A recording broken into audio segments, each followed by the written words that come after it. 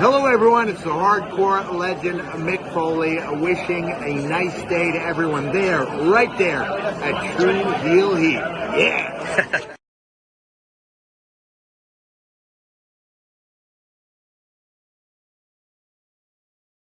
Rob Van Dam, listen to Tru Heel Heat. Pow!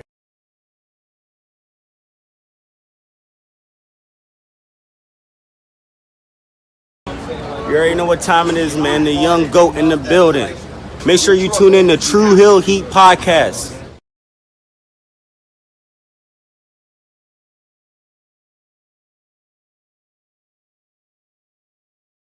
Welcome to Tru Heel Heat, the place where we use insider terms because we think we know what the fuck we're talking about, even though we don't. My name's Maxwell Jacob Friedman, and I'm better than you, and you know it.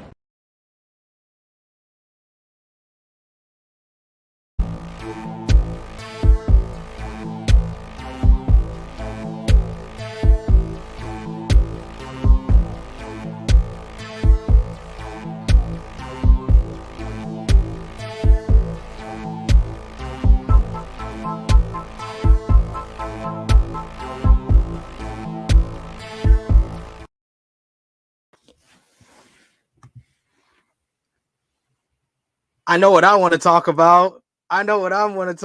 It's a celebration. We celebrating 6K subs for the Tru Heel Heat YouTube channel. We're celebrating.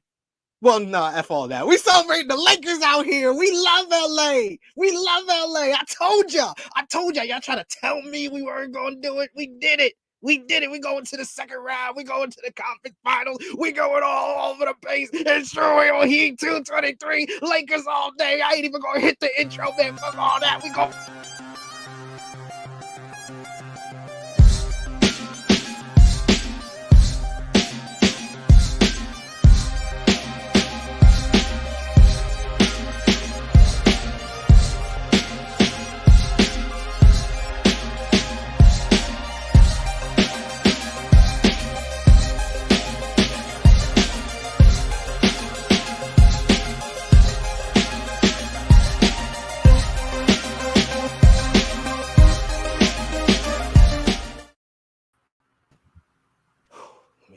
Gain my composure. Hello. It is me, your Tru Heel Phenom SP3. We are live on the Tru Heel Heat YouTube and Facebook for Tru Heel Heat 223, drafting amends and attorneys. We are discussing the latest wrestling news, including WWE being sued for racist storylines pitch, CM Punk showing up backstage at WWE Raw to make amends, recap of this week in wrestling with WWE Smackdown featuring the start of the WWE Draft 2023, and what a start it was! AEW Dynamite featuring Roderick Strong, shocking debut, Rampage, Raw, NxT, Stardom AllStar Queendom, New Japan had 2 shows, GCW had a show, Impact, ROH, and plus we're going to hear the co-host match of the week picks. We are here with an all-star cast. It's not the usual faces you see. Miss Chrissy Love is taking a trip to Washington, D.C. Top guy JJ is probably clocking in for work. So I had to bring out the big guns. Since we're talking about a lawsuit, I had to bring in the Tru Heel Heat attorney himself, the man of 1,004 numbers, the StatKing. What's going on, guys? Yeah, I got a copy of the complaint up. I've looked it over. It's some pretty interesting things there. Some pretty interesting things written in that complaint. But I'm sure we're gonna get to it, guys. Glad for you to be back on the show. We only have StatKing on Tru Heel Heat podcast, but it's about law stuff, lawsuits. This is where we usually have him here. And we also got the very intelligent doctor himself, the professor, the host of the NWA podcast. You see him doing his written work on WrestleNomics as well. Dr. Kris Ely, how you doing? Hey, I'm doing great, man. I'm with you. Go Lakers. I know Kobe and Gigi are smiling above. Very, very happy at what I saw yesterday. I spent the beginning of the night talking crap to Memphis fans because I got Tennessee connections. I went to high school in Tennessee. And then I spent the rest of the night, the majority of the night, the bulk of my night, writing this editorial on this Brittany Abraham's lawsuit with WWE. So I'm glad to be here. I actually sent a message to Stephanie last week. So I'm glad. I had no clue she was going to be on the show today. I sent a message to Stephanie last night because there was a specific part of my research where I remembered it was Bianca Belair, and somebody suggested that her and Becky be in a hair versus hair match. I don't know if you remember this, and you were like, absolutely not. And I read it in your Stephanie Hypes voice. So I was like, and I just couldn't. You read it in my voice. It probably sounded like absolutely not. Yeah. That is the new verbiage. Stephanie Hype's voice, and of course, the final member of our panel here with her voice, her signature voice. I had to save the best for last. The co-host of Certain Face in Heels. She's doing content all over the place. SE Scoops, wrestling news. I see her everywhere now. She is Stephanie Hypes. How you doing? What's up, y'all? So I didn't get the fucking memo, but I have my Lakers jersey over there. And now I feel like I need to go put it on. Okay, so long story longer. Just kidding. So me and my dad grew up watching the Lakers. I'm a huge Kobe Bryant fan. If you saw when I went to Mania, I actually went and saw the mural and posted a photo with it. However, you guys are gonna be mad at me. So for the last 10 years of my life, I've been a Warriors fan. So look, here's the thing. I'm not a LeBron fan, you guys. And so for me, I'm like, I don't mind if the Lakers win. I prefer if the Warriors win, but it's all Cali love. Yeah. From Hype here. So. I'm the exact same way about the Warriors. I actually want to play the Warriors this year because I get tired of beating the Kings. I want the Warriors this year, but I'm cool with whatever. I'm good either way because if we verse the Warriors, you get LeBron versus Steph again. That's always great. It's going to be in the Western Conference. And I think the winner of that series will go on to represent the Western Conference in the NBA Finals. Probably win because the Bucks ain't around anymore. Well, no, the Warriors can't seem to close this out. So the Lakers are already looking better. That's what I said. I don't mind either way because I don't mind versing the Sacramento Kings so I can pull out the Rock clip out of the archives and I'll be back to beat the Kings in May. Yes. I can't. If LeBron wins this year, I'm gonna he's like the 7th greatest Laker of all time. If he wins this year, that's where I'm putting him. Sorry, did you say 7th? That was very specific. No, for low. I have a top 10 Lakers that I go through all the time. I do too. When you're talking all time for LeBron, you can put him higher. But when it's specifically the Lakers, it's gonna be like Kobe, Magic, either or, Kareem, Shaq. People I like got that. you. I just wasn't expecting you to say the 7th best Laker. I was like, what? You really thought about it before. That's very specific. Okay. All right. It wasn't top 5. He didn't say top. Oh yeah. He's got to win.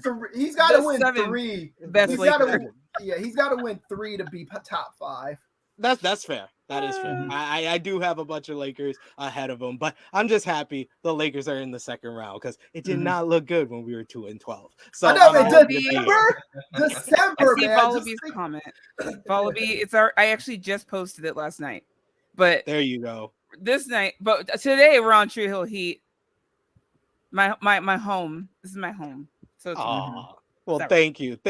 Well, of course, thank you all for joining us live here on the Flagship Podcast, the Saturday morning cookout. Remember to drop the thumbs up on this video, share this video with all your wrestling fans, friends, family on all your favorite social media platforms. If you are new to the Tru Heel Heat YouTube channel, hit that subscribe button, hit the bell to stay notified for all the great content here. We want to thank you all if you have already subscribed, because you have helped us push to 6,000 subscribers. We have over 2,000 subscribers that we gained in this first 4 months of the year so far, and hitting another milestone of 6,000 this morning. Very great news to start off the show. And of course, sound off in the live chat. We want to hear from all of you. Give us your thoughts on all the latest wrestling news we're going to discuss on this show. And of course, if you're feeling a little generous, you want to give back to the Tru Heel Heat Nation, you could do that with a super chat donation, just like the good brother Vala B here. Vala B with the super chat donation to start us off. He says, hey friends, hope y'all had a good week. Big Lakers W, yes. 6K W, yes. Big Knicks W, okay. CM Punk trying to mend quote unquote mend fences with people who he legally can. Roddy shocking everyone. Racist writers room, not new at all. There was a lot going on this week. I did not expect we're going to talk about it, but come on, CM Punk was such a PR move. Like, as a marketing person, even I knew what that was about. And everyone's like, oh, he's going back to... No, he's not. He knows what he's doing. I was like, it got him in the news. Like Vince McMahon doing rewrites was like news for like 5 minutes, and then the CM Punk news came up. So he stole headlines from Vince McMahon. We've been doing this stuff every week on this podcast of who is going to be in the opening title. Is it going to be Punk or is it going to be Vince? It pretty much the whole year it's been one or the other. It's been one or the other. My guy is never not working, people. I love it. We got Dolores in the chat saying, what's up, everyone? Also, with the plug there, join Tru Heel Heat Patreon. Best money you will spend, $3 a month. Get you exclusive content, as well as the Tru Heel Heat Prediction Championship. We got Drunk Guy JJ, Sober Guy JJ saying, Trinity looking back at it like, yeah, I know it's fat. I didn't read that beforehand. He says, taking a Tru Heel Heat shit, watching my good brothers. Good morning to everyone. Of course, Sober Guy JJ would say all this. And he also says 6K subs and Lakers in 6. It was meant to be SP3. Yes, what's 3 times 2? It is 6. 6K subs, Lakers in 6. Wow, that jumps. Wow. Wow. SP3, 3 times 2. Did you think about that ahead of time? Like you were going to say it today, or you just okay? It's kind of like my rant on FMC on Tuesday, where I was like, you know, Michael Jordan is the GOAT. He's number 23. They say LeBron James, one of the greatest players of all time. He's number 23. Austin Reeves scored 23. I was like, it's a full circle moment. Off the dome. It just hits me. Off the dome. Look at this. Negro Bug saying LOL on the wrestling podcast, and of course SP3 wants to talk about basketball. Yes, correct. It's the Lakers. Spent more time already talking about basketball. Hey, my missus bought me. It's okay though. I like basketball. It's okay. My missus bought me this jacket. She was like, "I'm wondering why you ain't wear it yet." I was like, "I was waiting for a right time. I was waiting for the right time." So is this the debut? Is this the first time you're wearing it? This is the first time I'm officially wearing it. I showed it off on FMC on Tuesday, but this is the first time I'm actually wearing it because we in the second round. Start off 2-12, and we in the second round. Dolores saying, congratulations, THH on 6K. We got Real Take Wrestling saying, hello, friends. Lawsuits, returns, debuts. Wrestling is a wild ass ride. That's to say the least. Negro Bug saying, oh, we got a star-studded panel today. What's up, SP3? What's up, StatKing, Stephanie, and Professor Kris? Yes, the whole fam. Mm-hmm. We just have Chrissy Love taking the week off, and we just brought everybody. She's gonna be mad when she sees the screen. She's gonna be like, you had Stephanie. She said she was gonna try and jump in. Okay. If she gets a moment, she said she's gonna try and stop in. So we will see. We'll see. We shall see. And thank you for all the love, all the congrats for 6K subs, and for the Lakers. The Lakers are playing in May. I'm happy, y'all. And of course, we want to shout out all of y'all for supporting us across social media and the Tru Heel Heat YouTube channel and Patreon. We'll say that we do with the Tru Heel Roll Call. Our top 3 conversation starters on our Tru Heels group page. We got Stewie Palmer, Alan Weinstein, and the Negro Buck Nick Jackson. Our Patreon backers, we got Nick Jackson, we got ALW, Vala B, Alex McCarthy, Professor Kris, Austin K, You My Boy Blue, Yachty, Robert, Steve, Antoine, 5th Generation Carney, Ladarius, John, Dan, Kobe, Queen Monet, Dolores, John, DJ Eric, Beat Boot, Marcus, Justin, Jennifer Jackson, and Alan Banky. And shouts out to Alex McCarthy. He wasn't able to join us this morning. He's had emergency. It seems like every time we have him on, something goes wrong. So I must hold off on inviting him on the show for a while so he can. So he can. Or just make his life a little easier. Just like do it where you don't plan it and just send him the link. That's and then he'll be like, you know what? I'm gonna hop on, and it'll just be a surprise for everybody. For like the next 3 Saturdays, I'm gonna send him the link. That's a great idea. I'm gonna send him the link. I'm not gonna promote it. I'm just gonna send him the link so he could be a surprise guest. But there you go. We got a lot of wrestling to discuss. Not just my Lakers beating the Grizzlies and going on to the second round and probably beating Sacramento or Golden State and probably going to the Western Conference Final. All right, my bad. I'm not supposed to be talking about that. Let's get into what we missed and what we missed. We're starting off with Friday Night Smackdown, and it was night 1 of the WWE draft. And boy, oh boy, a lot went down. The show featured night 1 of the WWE draft, where SmackDown selected, of course, with the number 1 overall pick, the Bloodlines, Roman Reigns, Solo Sikoa, and Paul Heyman. You also had them pick up in a shocker the Raw Women's Champion, Bianca Belair. Of course, if Bianca's going to go there, Montez has to go too. In the second round, Montez and Angelo Dawkins, the Street Profits, were picked up, as well as WWE Hall of Famer Edge. In the third round, they picked up Bobby Lashley and the OCs, AJ Styles, Michin, Carl Anderson, and Luke Gallows. And then in the final round on the show, they picked up Damage Control, Bayley, Io Sky, and Dakota Kai, as well as NXT Women's Tag Team Champions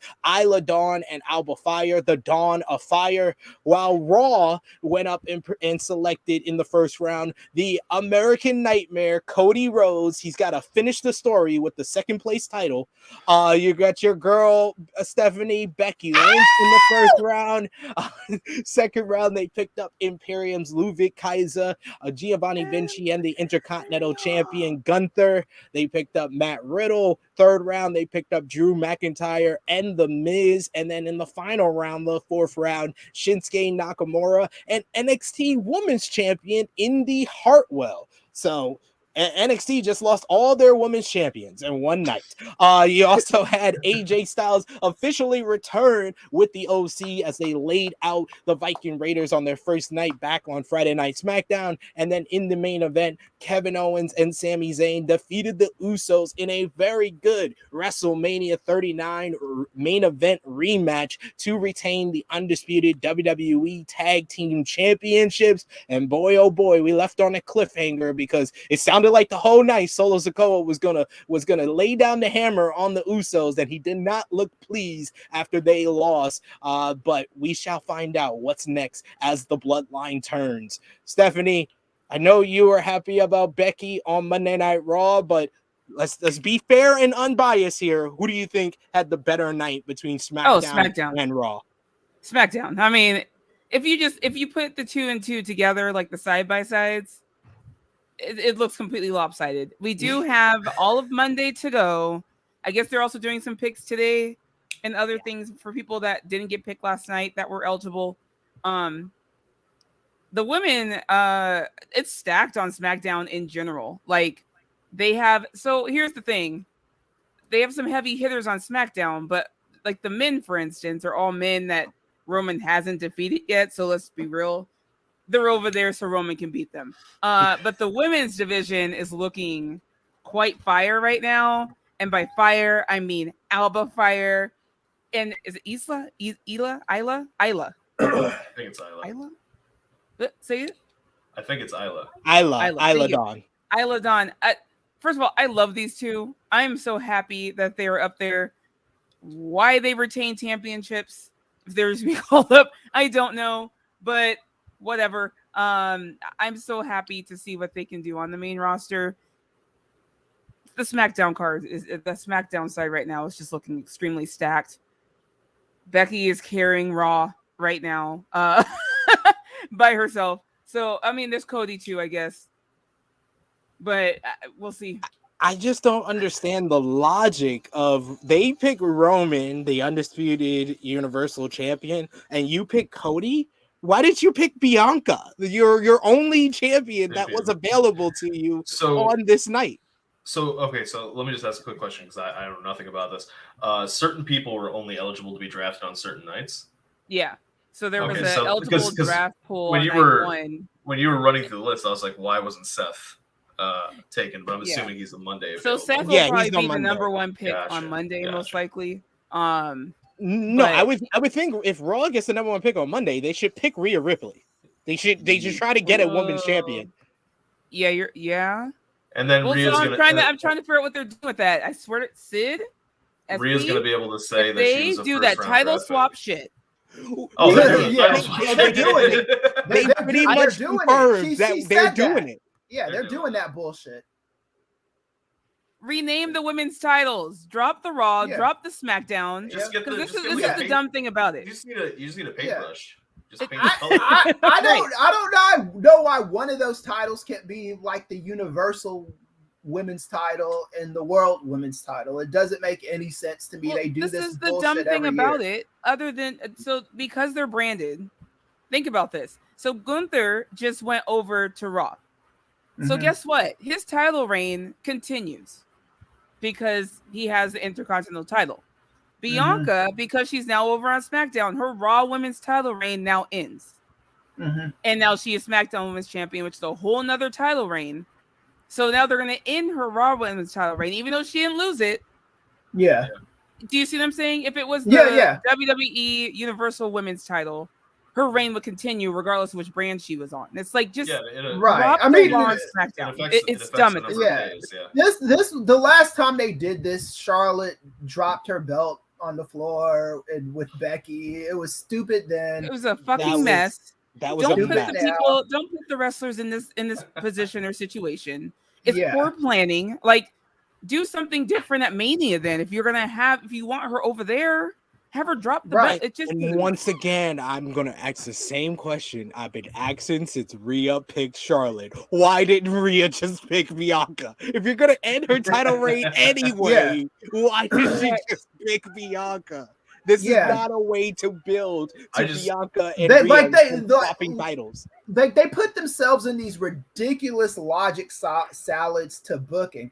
No, we have to have Cody lose because we could tell more stories, but you could also tell stories if he wins, and then we have to do this, have Rhea Ripley take on Bianca, but because we want to keep Bianca strong and we want to keep Rhea strong, but we want to switch the brands, and it's stupid. It makes no sense. Like someone wrote, they were like, "Oh, I think they just want the face off in the ring, them swapping titles," and I'm like, yeah, no one cares about that.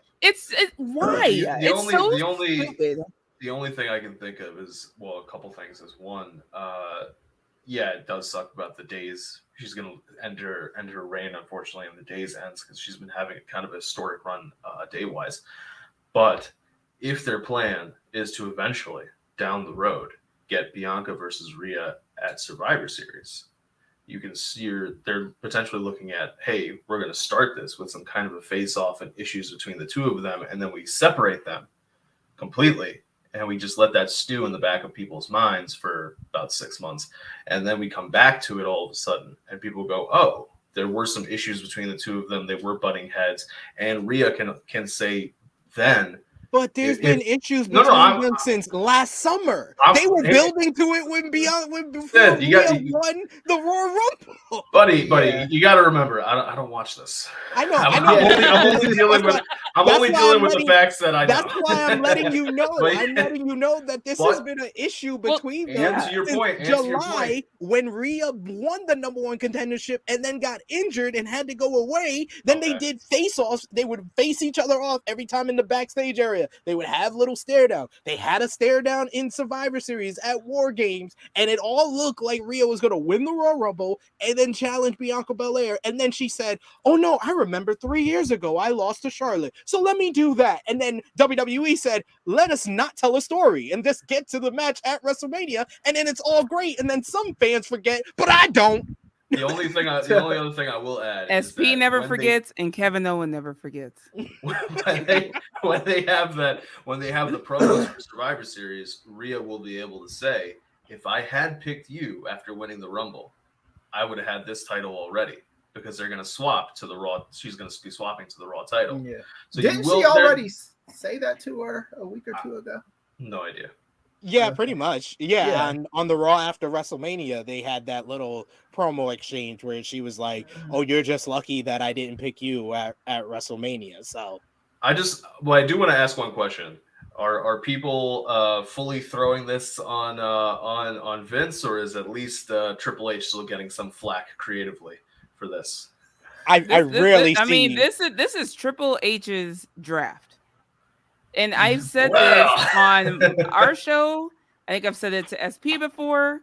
I was like, when the draft happens, it is, in my opinion, from Mania to draft, in my opinion, it is now fully Triple H's creative and show, because he's been playing with Vince's pieces and where they've been. Right. This is now him going, okay, I want these people on these brands for these reasons. So now you're telling me what your creative vision is based on where he's putting people.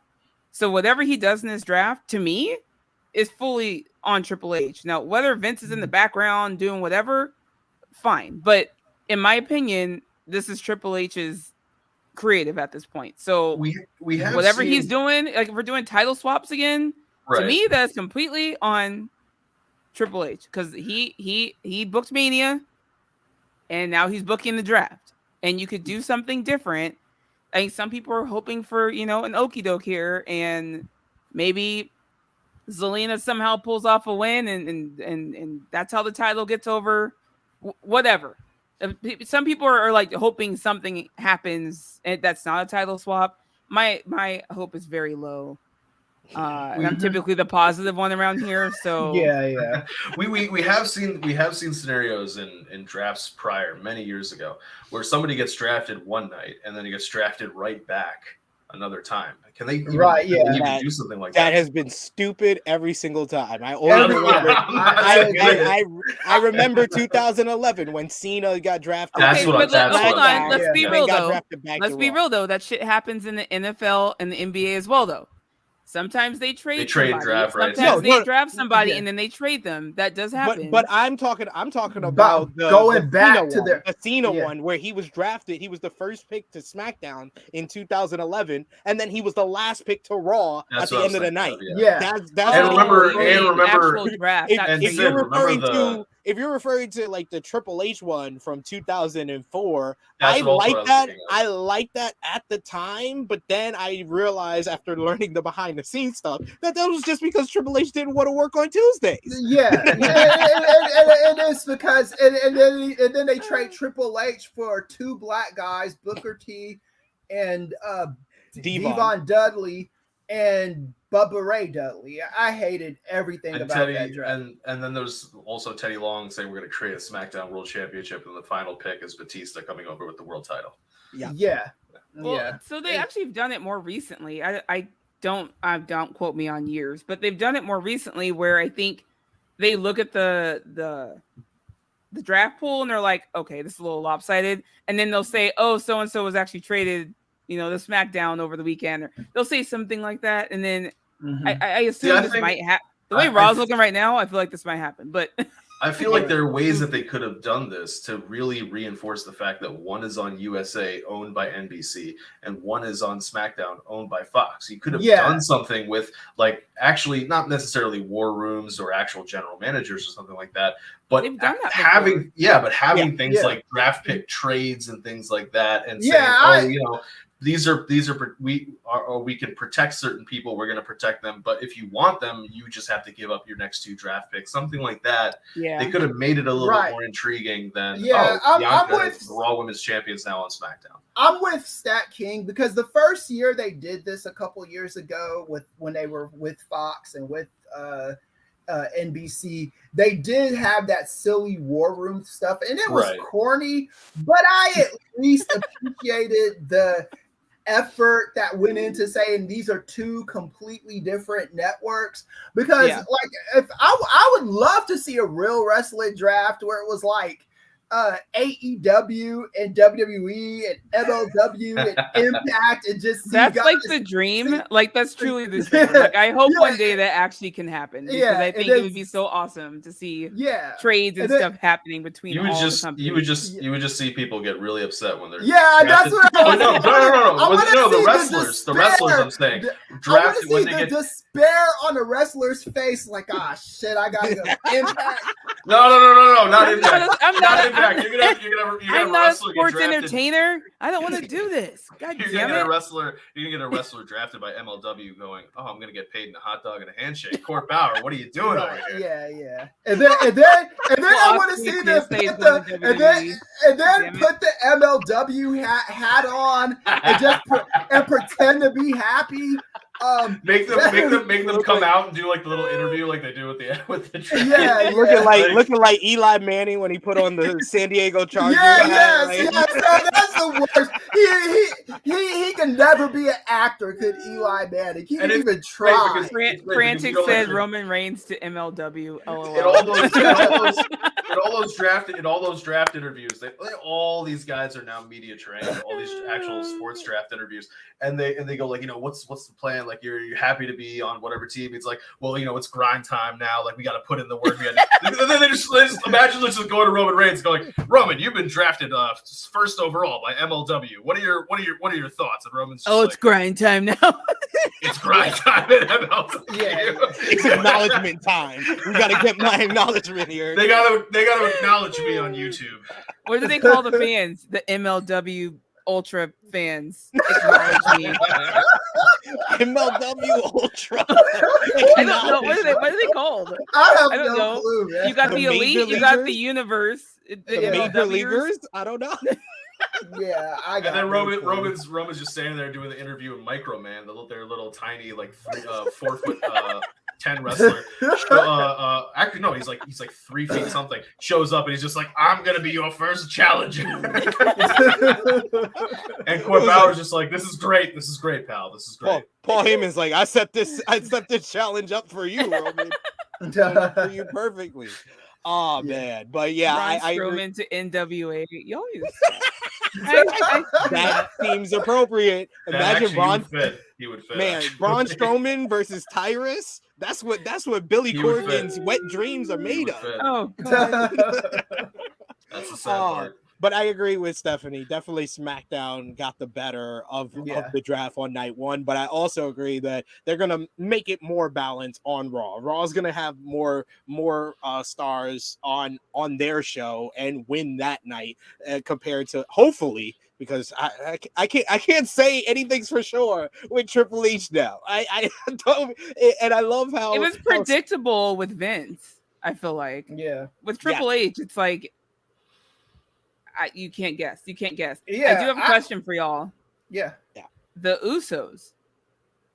Yeah, I thought about that. They're separate. They're a separate draft pick from Roman.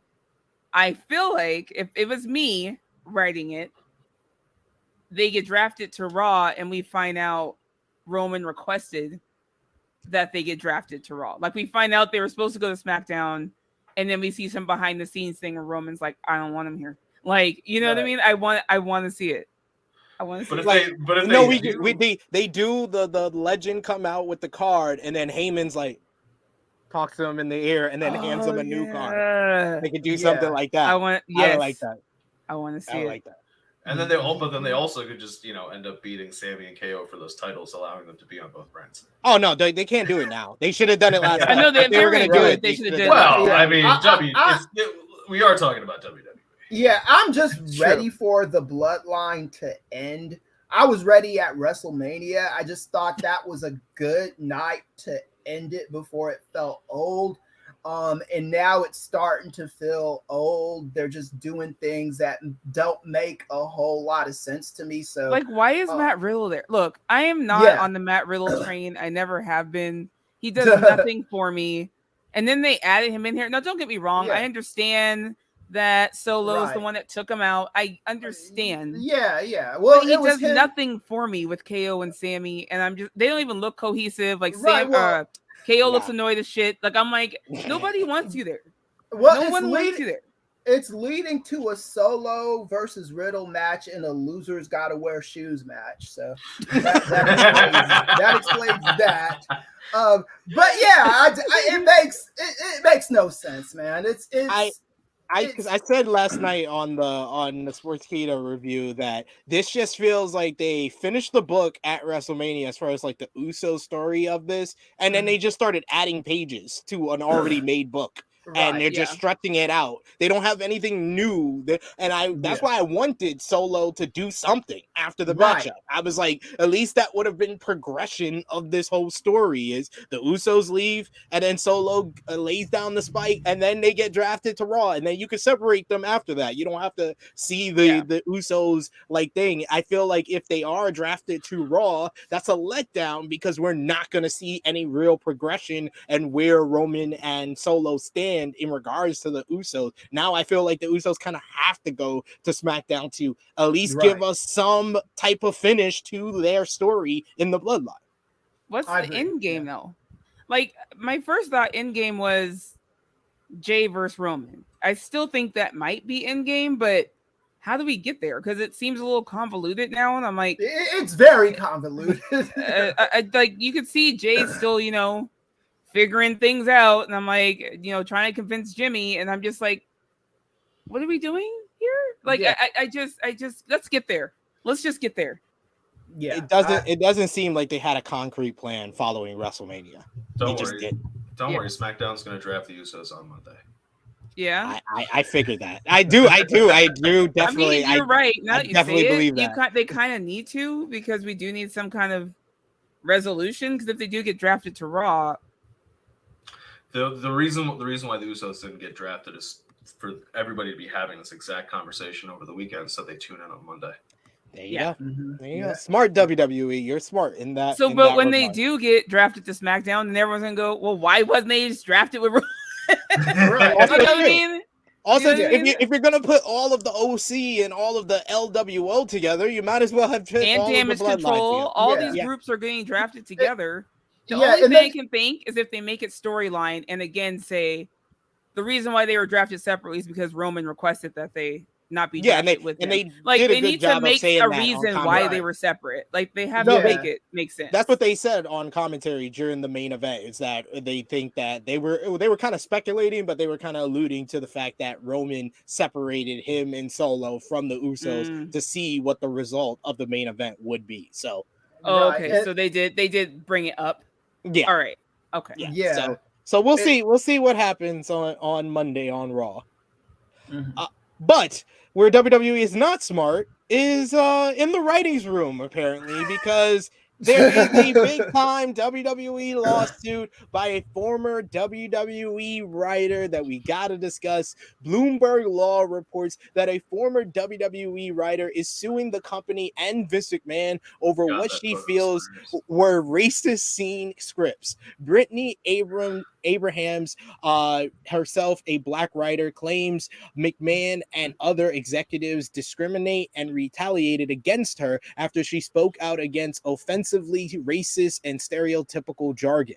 The words were allegedly used in the scripts of black wrestlers like Bianca Belair and Apollo Crews. She said her complaints were ignored and she was later fired. Abrahams wrote for the company starting in 2020. Her lawsuit mentions that some of the lines she objected to, including one telling Belair to say, don't make me take off my earrings and beat your ass. I need you to go ahead and do that one more time. Just for the do it one more time just for the people. And I want to see your face. I want to see a finger and everything going. Don't be making me take off my earrings and beat your ass. Mm-hmm. And they probably wanted that accent too. She also lists Apollo Crews having to use a stereotypical, exaggerated Nigerian accent. She claimed she was ignored in both instances. She claimed that she had to witness several racist pitches after her complaints in a Slack thread that included Vince and Stephanie McMahon. Other writers said a black male wrestler should dress in drag, and it was only when a white writer said it could be perpetuated harmful stereotypes that would offend viewers, the pitch was dropped. In another incident, a writer proposed a Muslim wrestler whose identity was revealed to be Mansoor. Secret would be that he was behind the 9/11 attacks. Ladies and gentlemen, Mansoor was 5 years old during the 9/11 attacks. Abrahams and others complained, and Vice President Christine Labrano allegedly said in response, quote unquote, wacky things are said in the writer's room all the time. And I know, but look at the waves we're making in the company. 4 years ago, no woman worked on the writer's team. That is not something you should be saying. She continued to speak out against similar pitches and was fired in April 2022. The reason WWE gave was that she took home a WrestleMania branded chair. However, she claims it was in retaliation, as taking chairs is something white male writers aren't punished for. Abrahams is looking for reinstatement, I don't know why, damages, declaratory judgment, and an injunction restraining defendants from engaging in such unlawful conduct. Fightful Select had learned more of some of the details that were named in the lawsuit. The lawsuit notes that writer Ryan Callahan made a pitch that Mansoor would be keeping a secret that he was behind 9/11. The report notes that Mansoor and Callahan had a good relationship in the past, and that talent was shocked and baffled that this was even something said. Callahan had been released by WWE in 2019 over a disagreement with Dave Corbero, and worked his way to the top of the Smackdown writing team after he returned. Those in the know said that the pitch was not serious and was a joke told in poor taste, and it hadn't even gotten back to Mansoor before the news of it broke. Fightful also notes that the pitch made to Mustafa Ali by Vince McMahon in late 2021 that Ali never would have done was something that was just as bad as the Mansoor pitch, though details on exactly what it was remain elusive. The lawsuit also mentioned that Apollo Crews' Nigerian accent that was originally pitched by an active wrestler, according to the report. And the lawsuit notes that Callahan pitched a storyline in which Reggie would be captive in cages and was being hunted by Shane Haste. The pitch would allegedly have seen Haste hunt Reggie for fun, noting that the pitch was, since Shane is Australian, we should make him a crocodile hunter. And instead of crocodiles, he hunts people. Haste would then capture Reggie and constantly beat him up, but Reggie would always escape after being captured. Abraham said that she had objected and pointed out that a white man hunting an African American for sport would be racist, and Callahan laughed and sarcastically responded, "Oh, what? Is that a bad thing?" Jesus.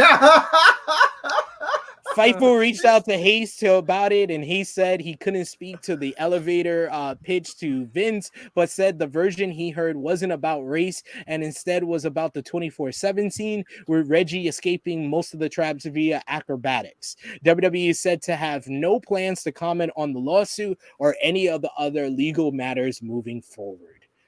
We shall start with you, StatKing. You've read the statement, the whole lawsuit. What is your thoughts on all of this? So she's suing under 4 different causes of action. She's got Title VII, 42 USC 1981. So those are 2 federal statutes. She's got New York City admin law, and she's got common law. So I think the argument behind reinstatement, because you were asking why, is because that helps in negotiating any kind of settlement, because she's going to be able to say, if I was reinstated, if we go backwards to April 2022 until now, this is what my salary would have been under for that period of time. So that's going to be part of whatever kind of settlement negotiations that we have. Gotcha. So part of her allegations are very strong, and the part of her allegations that's strong deal with the WrestleMania chair and people who were allowed to take it, and she had seen other people take it, and she saw literally other people walk into a room with the chair and not get told anything, and then she did it and later received a message saying that she had messed up and done something wrong. The most inflammatory aspects of the allegation, the parts about what was being said in the writer's room, that's probably actually her weakest out of all the arguments that she has, because quite literally they're going to be able to make an argument that this is a normal business occurrence. Yes, there may be bad pitches, there may be pitches of that some people may consider racist or stereotypical or discriminatory in any way, but this is how a writer's room works. You're throwing ideas around, people say yes, people say no, people tweak things, people change things. So she has a strong argument on the basis of the chair, because white similarly situated employees were not treated in that way. The question about the actual racist allegations, that part I don't know if with the writer's room, I don't know if she's going to have as much power there. However, all that being said, because of the merger that they're trying to do with Endeavor and the UFC thing and creating a new company, it's overall, for the purposes of looking at whether she'd be successful, that's actually the strongest thing in her favor, the racist allegations. If you then flip it, because there's no way that Endeavor, UFC, or whatever they're going to call this new holding company is going to want these kind of things following them into the creation of this company. So they're more inclined to settle and not try to fight this in any way, shape, or form than they are to actually kind of drag it out, because it just does not create good publicity for them as they are trying to put this company together. Because the idea is that, yes, Vince is going to be part of this new company, but what they really, the image they're trying to portray, particularly because of everything that happened in 2022 with Vince and 2021 and different allegations that came out, is they're trying to say that was old WWE. This is new WWE, and new WWE is going to do things the right way, do things on the up and up, and so on and so forth. So from a case strategy perspective, it's very smart. The part that's her weakest is actually her strongest. From a legal perspective, the part that seems as though it's her strongest is actually her weakest. So it's a very interesting thing to see how it's gonna play out. I think my favorite part of the entire complaint is the 200th paragraph, because I got it pulled up, because it says, while plaintiff's employment with WWE was a harrowing, traumatic experience, the events complained of herein do not reflect a unique incident, as rudimentary internet research paints a similarly distressing picture of discriminatory abuse and misconduct by WWE and by those occupying the most powerful positions within WWE. Now, the reason why that sentence is hilarious is because if you actually look at the complaint, and it's not just being read to you, similarly distressing, discriminatory, abuse, misconduct, positions, all of those words have footnotes. And at the bottom, each individual footnote is a different news article about racist shit and racist and sexist shit that Vince McMahon has done. All right. So that sentence does that paragraph does a very good job of displaying that this is not it's a systemic thing within WWE. There's a history of it. And one of the strongest things that you need to do during Title VII is established that a company has done this multiple times, that this is a pattern of behavior. Yeah. And based off of that pattern of behavior, they are attributing it to you, because the normal defense for a company in any kind of Title VII situation is saying, we weren't racist, we weren't doing anything wrong, discriminatory.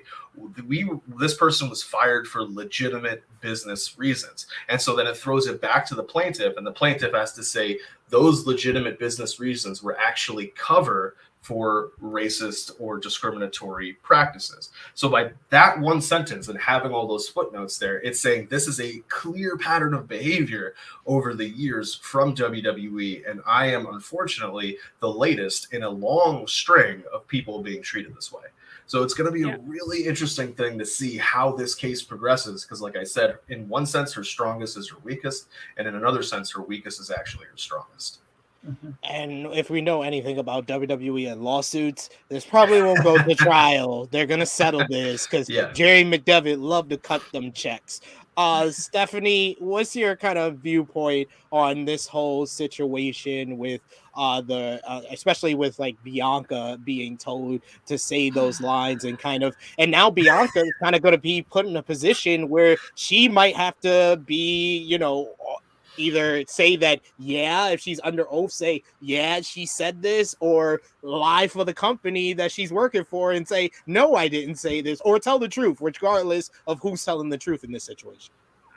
So a couple things. Number one, I don't think it'll get that far. I think they're going to settle. So Bianca should never probably be in that position in the first place. Right. So I had posted on Twitter about the Bianca portion of that, and I just simply said I'm glad she stood up for herself and stood her ground and said, I don't want to say this line. That's not who I want to be. This is not the character I want to portray. If you just go into that post, that's all I simply said. And the ignorance, the majority of people understood what I was saying and agreed. The ignorance, though, of people going, I don't see what the big deal is. She wears hoop earrings. I'm like, okay, so because I'm wearing, I'm sorry, hold on real quick. So because I'm wearing hoop earrings, look. So because I'm wearing hoop earrings, that means automatically every time I see someone, I'm gonna beat your ass and then take it off. Like, that's so stupid. That is so dumb. I was like, and it's a character that Black women have been portrayed as in movies, in TV for decades, and we get it. There's some Black humor and comedy too. It's been in Martin. It's been in all these Black TV shows that we have seen. But WWE is not a Black TV show. Yes, WWE is a sports entertainment show. There are a lot of little Black girls watching her from all levels of poverty, of financial situations. It's not just ghetto Black people, and that doesn't have to be the character she portrays just because she wears hoop earrings. Yeah, and I'm just like, it doesn't make. Somebody saw that Brandy Rhodes open mic night segment and was like, "This would be great for Bianca every single week." Basically, and it's but even when Bianca did it, or not even with what's her Brandy? name? Brandy. When Brandy did it, it was a moment where she had to step outside of her normal self because she wanted to check this person. It wasn't like every time she needs to fight thing. Yeah. And that's my thing. I'm like, because somebody pointed out that Bianca did it once back in the not in NXT, but when she at first got called up, it was the what's it called? Pandemic era, whatever they called it. And she did it once. It was when Montez got poisoned. And everyone's like, okay, and she hasn't done it since, right?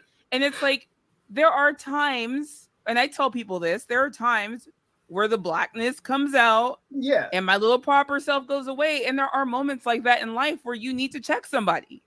Yeah, but to me, it's just being more aggressive and having maybe a little bit of an attitude. That doesn't necessarily mean you're a Black woman. Do you see what I'm saying? Like, that's the stereotype. That is so frustrating, because I'm like, just because you have a little bit of an attitude and you got to check somebody does not mean you're a Black woman. That's not like the definition of Black woman, and that is like, I'm just glad she stood her ground. And that part frustrated me for her. And there's two other thoughts real quick that I had about this. One of them being, this is just the stuff that this woman is reporting in this. Yes. Just imagine all the other racist ass pitches that have probably gone through in the back that we'll probably never hear about, that we probably don't know. And everyone's like, oh, are you shocked? And I'm like, no. Like, we know WWE has a history of this. We know Vince McMahon has a history of this. My problem is it's 2023. Like, what are we doing? Like, really? Are we still here? And then it makes you question even more what happened with Sasha Banks and Naomi. Like, you have to wonder what happened with Sasha Banks and Naomi. Yeah. Now, I'm assuming part of their release and getting their releases probably was a NDA, like you can't say anything. But just from the reports that we've heard, John, what's his name? Leodis, whatever his name is. Laurinaitis, possibly said some things and treated them a certain way or whatever. You just have to wonder now, how bad was it to have these women both leave this company? And it wasn't just about tag titles. You know what I mean? And so it's just one of those things. It keeps you, it really makes you wonder. And I'm just going to end on, he was behind the 9/11 attacks? Are you shitting me? Joke or not? Why would they even come out of your fucking mouth? That is insane. That's the worst joke you could ever say in a professional atmosphere. And that even it was even uttered out of somebody's mouth. That is insane. Like, this isn't, he's not, the Taliban, they're not Jedi Knights, you dumbasses, you know. And I thought the same thing about Sasha and Naomi, because we did that whole podcast, Professor Kris, afterwards, and we said we've had multiple situations. Like, everybody wanted to bring up, oh no, they did that whole thing to Austin when he left and he dropped his ball. It's a lot different than what they did to Austin to what they did to Naomi and Sasha, of portraying them as, oh, they're just angry Black women. They walked out. They're unprofessional. All that stuff. They dragged them through the mud. And that was, and we've seen CM Punk walk out on the company and they hate him. They didn't do all that to him. Yes. Like, come on. Like, what are we doing? It was absolutely insane. It was placism at its finest. And I guess it's my turn, right? Yeah. I'm with StatKing. I'm not a lawyer myself. I used to be a paralegal in a past life, and I hated it. I didn't spend much time doing that, but I do know a lot of the laws. I study Title IX, which is women's right. The Title VII is the Civil Rights Act of 1991. What preceded that was the Civil Rights Act of 1964. So it's something that's been updated. These people in WWE should know better, or should hire people to know better, right? So I'm going to pull up my article right now, because I haven't published it yet. I'm going to send it to Brandon Thurston so he can look over it, and then. Oh, so we're getting an exclusive. Yeah. So exclusive, right? Yeah. So I mean, like, this is insane, and it's par the course for WWE. And anytime I'm teaching a class to any students that take political science with me, or any of the social sciences with me, one of the things I ask them when we get into civil rights is, what do you think of when you think of privilege?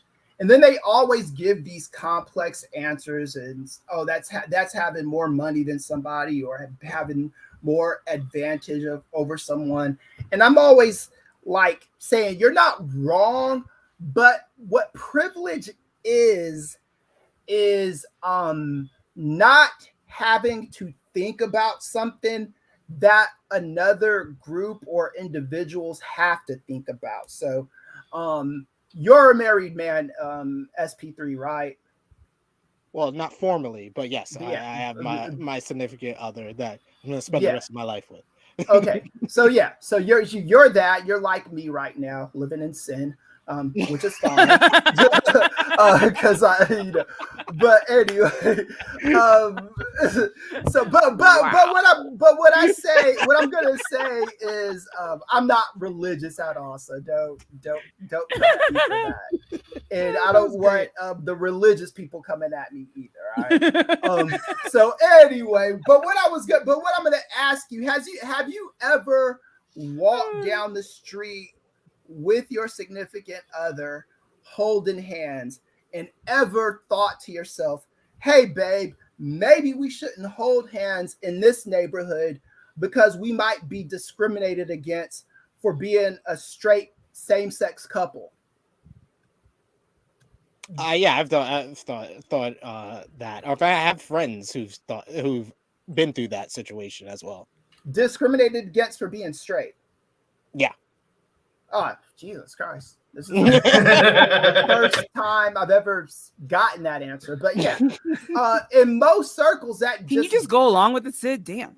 I'm just saying, I have friends who actually have told me that shit. Okay, they might sound like to me the reverse racism kind of people, but I digress. Anyway, but this is not something that I ever have to think about, like ever. I could be in the most redneck neighborhood in the United States of America. We hate black peopleville, USA. And I'm holding hands with my girlfriend. And the last thing I think they're thinking about is us being a straight couple. I think they're thinking about us being a black couple. And that's what I'd be afraid of. So that's the privilege that I have as a straight man, is I don't worry about being straight in those circles. There's a quote from Louis C.K. He's a comedian. He's had his issues, but he said, I'm not saying that white people are better, but being white is clearly better. Who can even argue? If it was an option, I would re-up every year, and this is just kind of like things I don't think people think about, is like, what are you consciously having to think about in your position of privilege? Are you manufacturing arguments, or are your arguments real and authentic? Are you really being discriminated against because you're straight, or do you have some kind of underlying thing going on with you that's causing you to have these thoughts, right? So the thing is like Stephanie brought up the stuff that didn't make it past the cutting room floor in WWE, which is pretty bad. And with this article, there's a lot of stuff in WWE that did make it past the cutting room floor. The Apollo Nigerian thing literally was a thing. Like, it was really on TV. That was everyone the worst was like, one. where did he get this accent from? Like, and I have three. He Kofi'd us. The other I was gonna say he found it the same place Kofi lost his. Right. Yeah, I have 3 ex-girlfriends that are Nigerian. And I've never heard anybody, I'm around Nigerian students often. I've never heard anybody talk about a Nigerian drum fight. I Google that shit, and the only thing that comes up is the stuff with Apollo Crews. So I don't even think they just made that shit up. They're like, it's gonna be a Nigerian drum fight. What? Yeah, so okay. I don't even think WWE did any, like, the most minute amount of research. Well, they don't. They don't, because they named Gunther after literally a Nazi. No, they did do something. And they had everyone checked them. And then all of a sudden, his name was just Gunther, and it was like, they didn't know about Bang Bros. Their research for the Nigerian war drum fight match was watching the first fight between Killmonger and T'Challa. Right. That was their reason. Okay, that's the okay. But anyway, I went back in time, and I didn't want to go too back in time. I mean, I could talk about Kamala. And when I bring up Kamala, people say, "Oh, WWE, that wasn't a WWE idea." And I'm like, yeah, but WWE, when James Harris got on their roster, they didn't exactly say, "Oh, less Kamala." They were like, "Yes, let's do more Kamala. Let's, have you run away from the Undertaker and be scared of coffins and having to learn how to be a productive member of society when you turn into a good guy." Mark Henry, I was listening to an episode with him on HuffPost Live in 2014 where he's talking to Mark Lamont Hill, and Mark Lamont Hill kind of hits him in Mark Lamont Hill fashion, asks him about the past stereotypes. And Mark Henry himself talks about the time when they were calling him the Silverback in reference to being a silverback gorilla, and he even brings it up again on a Vlad TV interview that he did. And he was like, I'm not a primate. Don't call me a silverback gorilla. That lasted for a couple months until Mark Henry or somebody, I don't know who, but they were like, yeah, we're not doing this. And Mark Henry, behind the scenes, there's documented proof that Doc Hayes in 2008 was suspended for telling Mark Henry, quote, "I'm more of a nigga than you are." And I'm not sure that he used the hard ER or the light and soft NIGGA, nigga, but it happened, right? And there's receipts that you can easily find on this, right? And this wouldn't be that bad, but that fool Doc Hendricks, Michael Hayes, still has a job with WWE, still fully employed. Like in most companies that I do, was on SmackDown last night. On SmackDown last night. In most companies where I do, like where they're trying to figure out what the problem is there, if you're caught saying something like that, you're out of there. But it's not a surprise because Vince McMahon on WWE television just walked up to John Cena saying, "What's up, my nigga?" This is a cultural thing in this company. I'm gonna go to an interview that that I was listening to with Jinder Mahal on Talk Is Jericho, and in the article I go in detail on it. So when the article is finished and it's proofread and everything, you'll see this. Jinder Mahal tells a story on Talk Is Jericho back in June, whenever he won the title. So I think that was June 2017. 2017.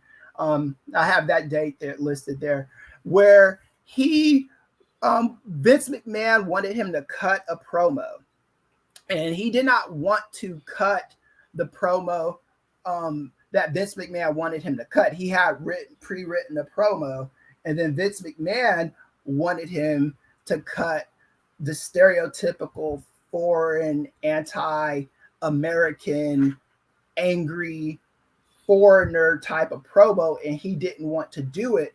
And then when he did cut that promo, he saw the crowd heat he got, and his first thought was, "Vince McMahon, you're a genius."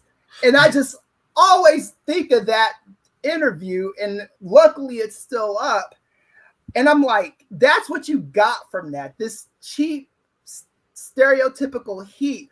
There was a few I think weeks in a lot of ways, WWE's always kind of been tone deaf.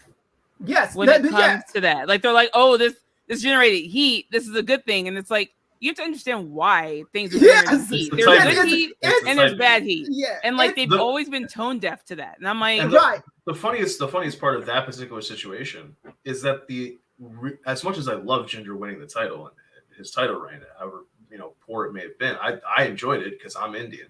But the reason why they did that in the first place was to get Indian viewers, and their entire idea was we're going to put a title on a heel who is going to cut heelish foreigner promos in order to get people in another country to support. To your point about tone deaf, Stephanie, it does not you should have made him a face. You should have made him a hero of a story and show that despite other people's racism against him, he's able to overcome it. That would have actually gotten you the viewers that you wanted.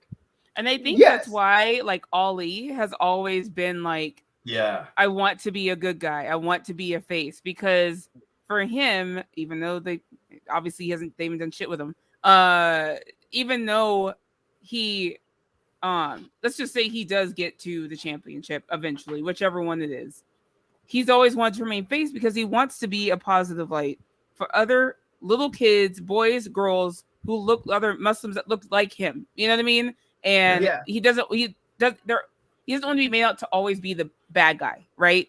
Muslims shouldn't always be the bad guy. And unfortunately in America, that is a horrible stereotype that people assume, or they always have to look at them or watch them. And it's it's so dumb. And so I appreciate that he's always been an advocate for being the good guy and sticking to that. And I hope if Jinder, because I popped when Jinder won. I hope if Jinder ever gets to do that again. It happened here in Chicago. I was there. It's it's in my top 10 moments ever, just because of who it involved and what that kind of situation. I loved it. I loved it as well. And I'm like, if he ever gets that chance again, I hope they do it differently and let him be a good guy. And what I hated about that, and this is what one of the things I make note of, is for a few weeks in 2017, Jinder Mahal was a heel for being Indian. Yeah. No other reason outside of that. This is what this company does. And before that, that's just what they used to do too. Yokozuna wasn't even Japanese. Okay, can I just hold on, put a pin in it for just a second. Because I shit you not, 30 years old when I figured out that Yokozuna was not a Japanese. I thought for sure he was a sumo wrestler, and because I was a huge Yokozuna fan. I was like, oh my god, because sumo wrestlers are big Japanese men, and I just assumed he was. And someone's like, no, he's Samoan, and I'm like, no. And then they show the picture with his hair down, on the beach somewhere, and I'm like, holy shit! I'm like, he's not Japanese. I was a grown ass woman when I found this out. You guys, this is so sad. You had a great today I learned moment. and then more recently, Keith Lee was also on Talk Is Jericho, and he was talking about Vince McMahon not liking the way he speaks, not liking his diction, and not understanding him because he was a black man that spoke proper. So I took that to mean, okay, this dude don't sound black enough for your old white cracker ass, excuse the expression, angry. but wait, he's not Japanese. Stop it. Yes. So it's like you found out about Santa Claus. Stop it. Yes. So but yeah, this kids on if there's any kids around, Santa Claus is real. Right. But this is the stuff. This wasn't decades ago that Keith Lee had to go through this and then promptly got released when he couldn't be a fucking Bearcat. Right. This was a couple years ago. This is documented proof of this. This happens on a regular basis in this company. I'll be honest, that's why I was shocked. And I say shocked when during the pandemic era, George Floyd happened, and I was shocked that they let New Day go out there and take a knee and raise their fists and wear the George Floyd short shirt. I was actually floored that they let them do that. I was absolutely floored that they allowed them to do that, because I was like, on TV, I was taken aback. I'll be honest, because I was like, yeah, Vince is allowing this. Like, I was like, yeah, you don't expect that from this company. Nah. yeah. You don't expect that kind of stuff, because even with like for the longest time, the closest thing Black people had to a Black world champion in WWE, after The Rock, of course, because I do count The Rock as Black, is John Cena stealing hip hop. Is John Cena stealing hip hop culture? I was like, wait a minute, where's he going with this? The culture vulture. Is John Cena stealing hip hop culture, being on UPN, doing it every single week? Correct. And then, Shit, that's right. He was on UPN. I didn't even think about that. Yes, and then, because one of my friends, I quote one of my friends in this article as well, and he said, as soon as Vince McMahon, as soon as they didn't want Cena to be that anymore, until they wanted him to sell out and be more for the kids and all that, that's what he turned into. Which brings me to Bianca Belair, who is the closest thing to a female John Cena that WWE has probably ever had. And her first big title one, when they think it's a good idea to have her lose to Becky Lynch in 30 seconds, just like they did with Kofi Kingston before her in these title runs that were meaningful, but then you have them lose in this stupid way. You're not thinking about the cultural impact. Hold on. Don't let me pop off about the SummerSlam 30-second loss, okay? Yeah. It was fine. I wasn't happy at the time. I think most of us were questioning it a bit, but I'm glad they at least gave her the ending that she deserved. They gave her a full story with it, which is something else that does not happen with WWE. They always follow up on these stupid decisions. So at least I'm glad she got her redemption. Yeah, and I do mention that in the article too. I do mention her redemption. We also don't know if this was the plan all along. It wasn't. This is the response. It was not to the reaction. We talked about this. I do. Yeah. I do. Well, no. We can all say that, if one of the people involved in the story believes that to be such. At the end of the day, we've seen plans that were supposed to be the plans all along change.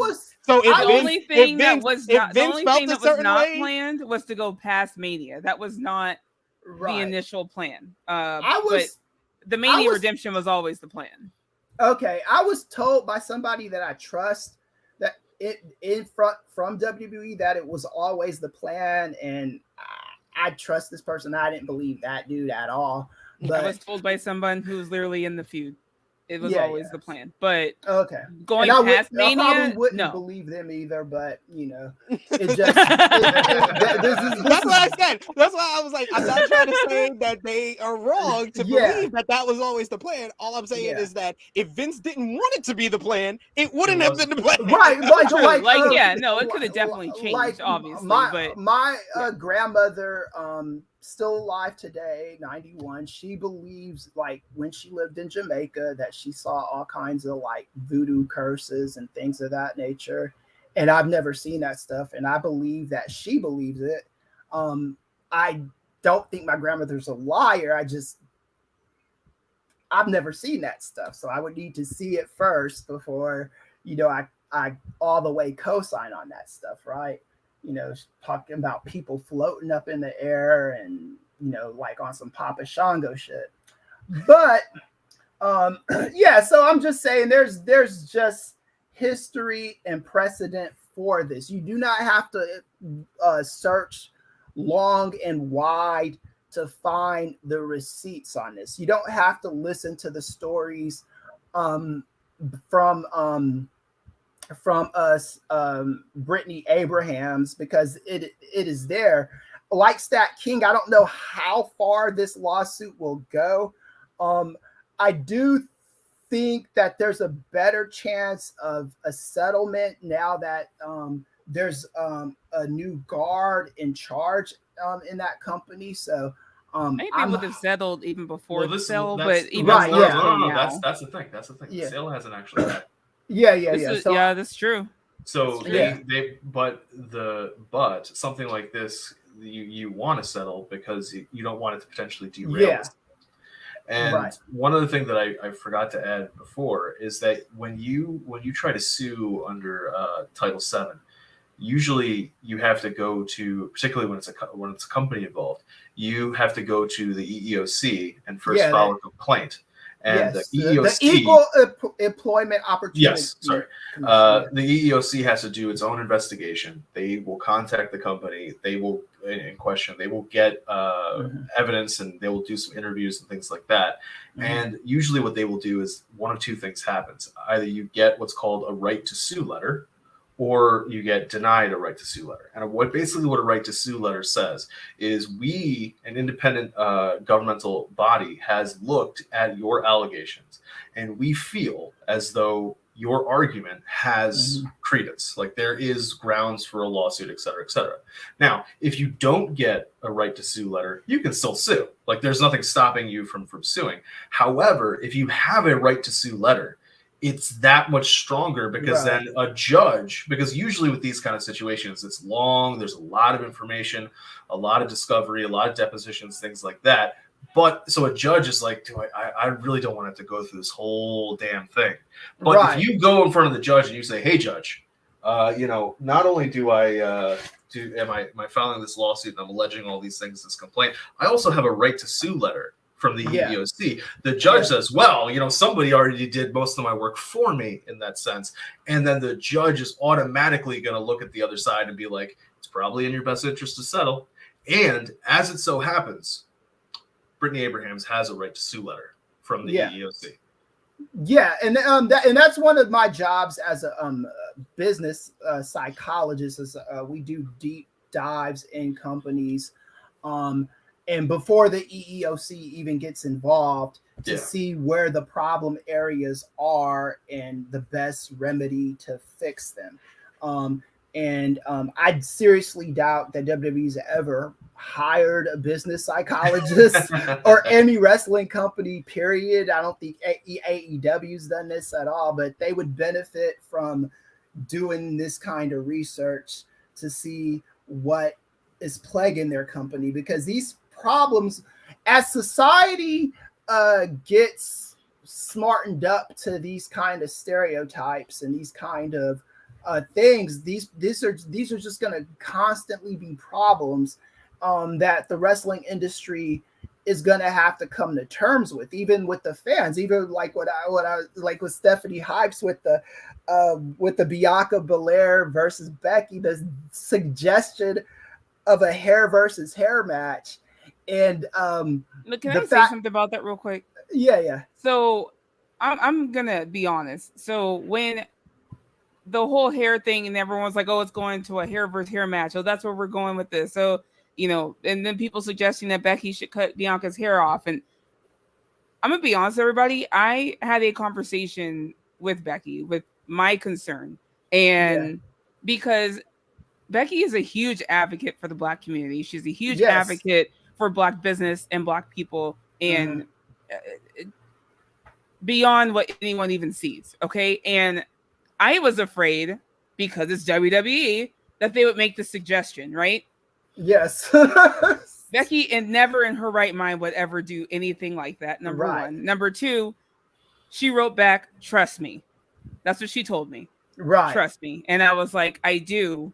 I just don't trust the company you work for. Right? And I said that. Yeah. And it's one of those things where she's like, trust me, we got this. And I was like, you're right. It's just and they delivered. And it's really hard for me to get mad at fans for thinking this was a good idea, because this is how they've been groomed to think. They don't understand the historical significance. That's exactly what I was going to say. But and the concept of a hair versus hair match, when neither of the people involved in the feud come from the culture of wrestling that involves hair versus hair matches, just adds a whole nother layer to it. It's like you are literally just doing this for the purposes of Black culture here. Like that's the entire reason of doing it. Right. And if you go back to slave times, specifically Black women hair was a way to especially for field hands, was a way to put these women down a few pegs and show them that they were less than a person. So you can't just do something stupid like this and have this colorblind racism where you're like, oh, everybody's the same, and that's not how it is. That's just not how it is. And this is the problem with WWE in a lot of areas too, because I don't think because the knee-jerk reaction from fans is always WWE is not racist and WWE is not racist, and I'm never gonna emphatically say that WWE is racist, because that's an accusation that there's quantifiable proof that they're racially not tone deaf. Yes. There's quantifiable proof that they're not racist, but there's also quantifiable proof that they might be racist. They exist somewhere in the. There are people that work there that are racially tone deaf. Yes, exactly. In the back, and that's the problem. Yes, and there are people, and it's a lot of this colorblind racism stuff, a lot of this Reagan era Bush thought process where, we would ask anybody to do this. There's a difference. I remember Brodus Clay's dumbass doing an interview where he was talking about he didn't want to do the dancing gimmick. He didn't want to do the shucking and jiving gimmick originally, and Dusty Rhodes said, well, I did that. Are you ashamed of me? And he said, oh, so that made me want to do it. And I'm like, Brodus, Dusty Rhodes is a white guy doing that stuff. It is different for a Black man to go on TV doing that kind of crap. There's just so many layers to that. And if you want to do that, that's what you want to do. But I'm just saying there is a difference. Don't act like it's the exact same thing. Well, that's and I why, just want to be clear. This is a wrestling podcast. The lawsuit was brought against WWE, but trust, there are plenty of other companies that have the exact same racially tone deaf issue. Plenty of them. So this isn't a bash WWE session. This isn't us like trying to hate. Look, there are people that work there that are racially tone deaf. There's not enough representation in the back for Black women or Black men. And it's clear. It's pretty obvious. Yeah. And there's plenty of companies that have the same issues. So we're just talking about the lawsuit that was brought up on WWE, because I had someone message me saying like it's like a WWE bash session. I'm like, that's not what this is about. No, we're having a conversation about a issue that they've had for decades. Right. And still have the issue. So and I'm gonna say this as someone that WWE puts diapers on my kid's ass. Yes. I if anybody's gonna stand up here and defend WWE, it would be me. But everything that has been said here is an honest conversation. We're having an honest conversation that comes from the heart. If you're taking it personal or thinking it's a personal attack on WWE, I think that you need to get out of the weeds a bit. It's the whole tribal thing. They think it's like a WWE bashing thing. It's not. This is not what this is. Because especially this podcast has called out Tony Khan on his lack of Black representation on his channel. I keep the same energy across the board. Possibly the first tuning in for the first time. I don't know. I just need to say this is not a WWE bash session. We're having a real conversation about a real issue that WWE has had, and a lot of other companies have as well, about a real issue. Let's just say in the United States, period. It's racially tone deaf, and that's the conversation we're having. And I want to say this as well. The reason why I got into the wrestling podcasting space, I do this part-time. I do get paid for it. It's not, I'm not, my bread and butter is with being a professor. But I got into this space, so voices like myself and voices like Stephanie and voices like StatKing and voices like SP3 can be heard and have a different perspective. Because like oftentimes when I would listen to Dave Meltzer, who I've met and like, or Brian Alvarez, who I met and like, or Wade Keller, or any of these cats, they would talk about these issues, but it was just another news story to them. Right. To me, this is not just another news story. To me, this is like a systematic problem, not just in WWE, in wrestling, that needs to be fixed. I've been on podcasts with SP3 and other people with a couple of the Grap City guys and stuff, where I've talked about these systematic issues of racism in wrestling. You know, it's not limited to WWE, but today WWE is the star of the show. It just is what it is, and we hope that this kind of stuff. I just want people in WWE being comfortable with being black and being Indian and being whatever, and not having to think about being asked to do something that is just completely disrespectful to their heritage, right? That's all I want. There's ways people can represent their culture without dipping into the full-on stereotypes. You know what I mean? Like, there's a way to represent it. What they're doing with Zelina right now, I think, is amazing. She's about to go to Puerto Rico.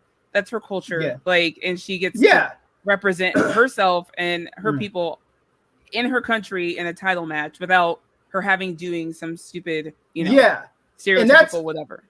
And Kofi Kingston, he won the world title on the year of the return, and he went back to Ghana with the WWE title, and it meant a lot to the Ghanaians in that country. You know, that's the kind of stuff that I like to see, and I like to see more of that from WWE. You know, like with Zelina. I'm glad Omos, they're not having him do some like Nigerian whatever gimmick. Like, I'm glad they're you know what I mean? They call him the Nigerian giant, but he's not doing some stupid stereotypical something. And I'm like, so let's keep that same energy, please. Yeah, because it was like 30 years ago. We had Giant Gonzalez wearing the Eaton outfit and stuff. So yeah, it's not good. But we do have a bit of breaking news. I know, Steph, I know you probably have to run soon, and StatKing. Is this about the draft? Because I was about to say that. Yes, we do. Yes. It's breaking news of more Raw draft picks. This was announced on WWE Smackdown Lowdown. NXT's JD McDonough is heading to Monday Night Raw.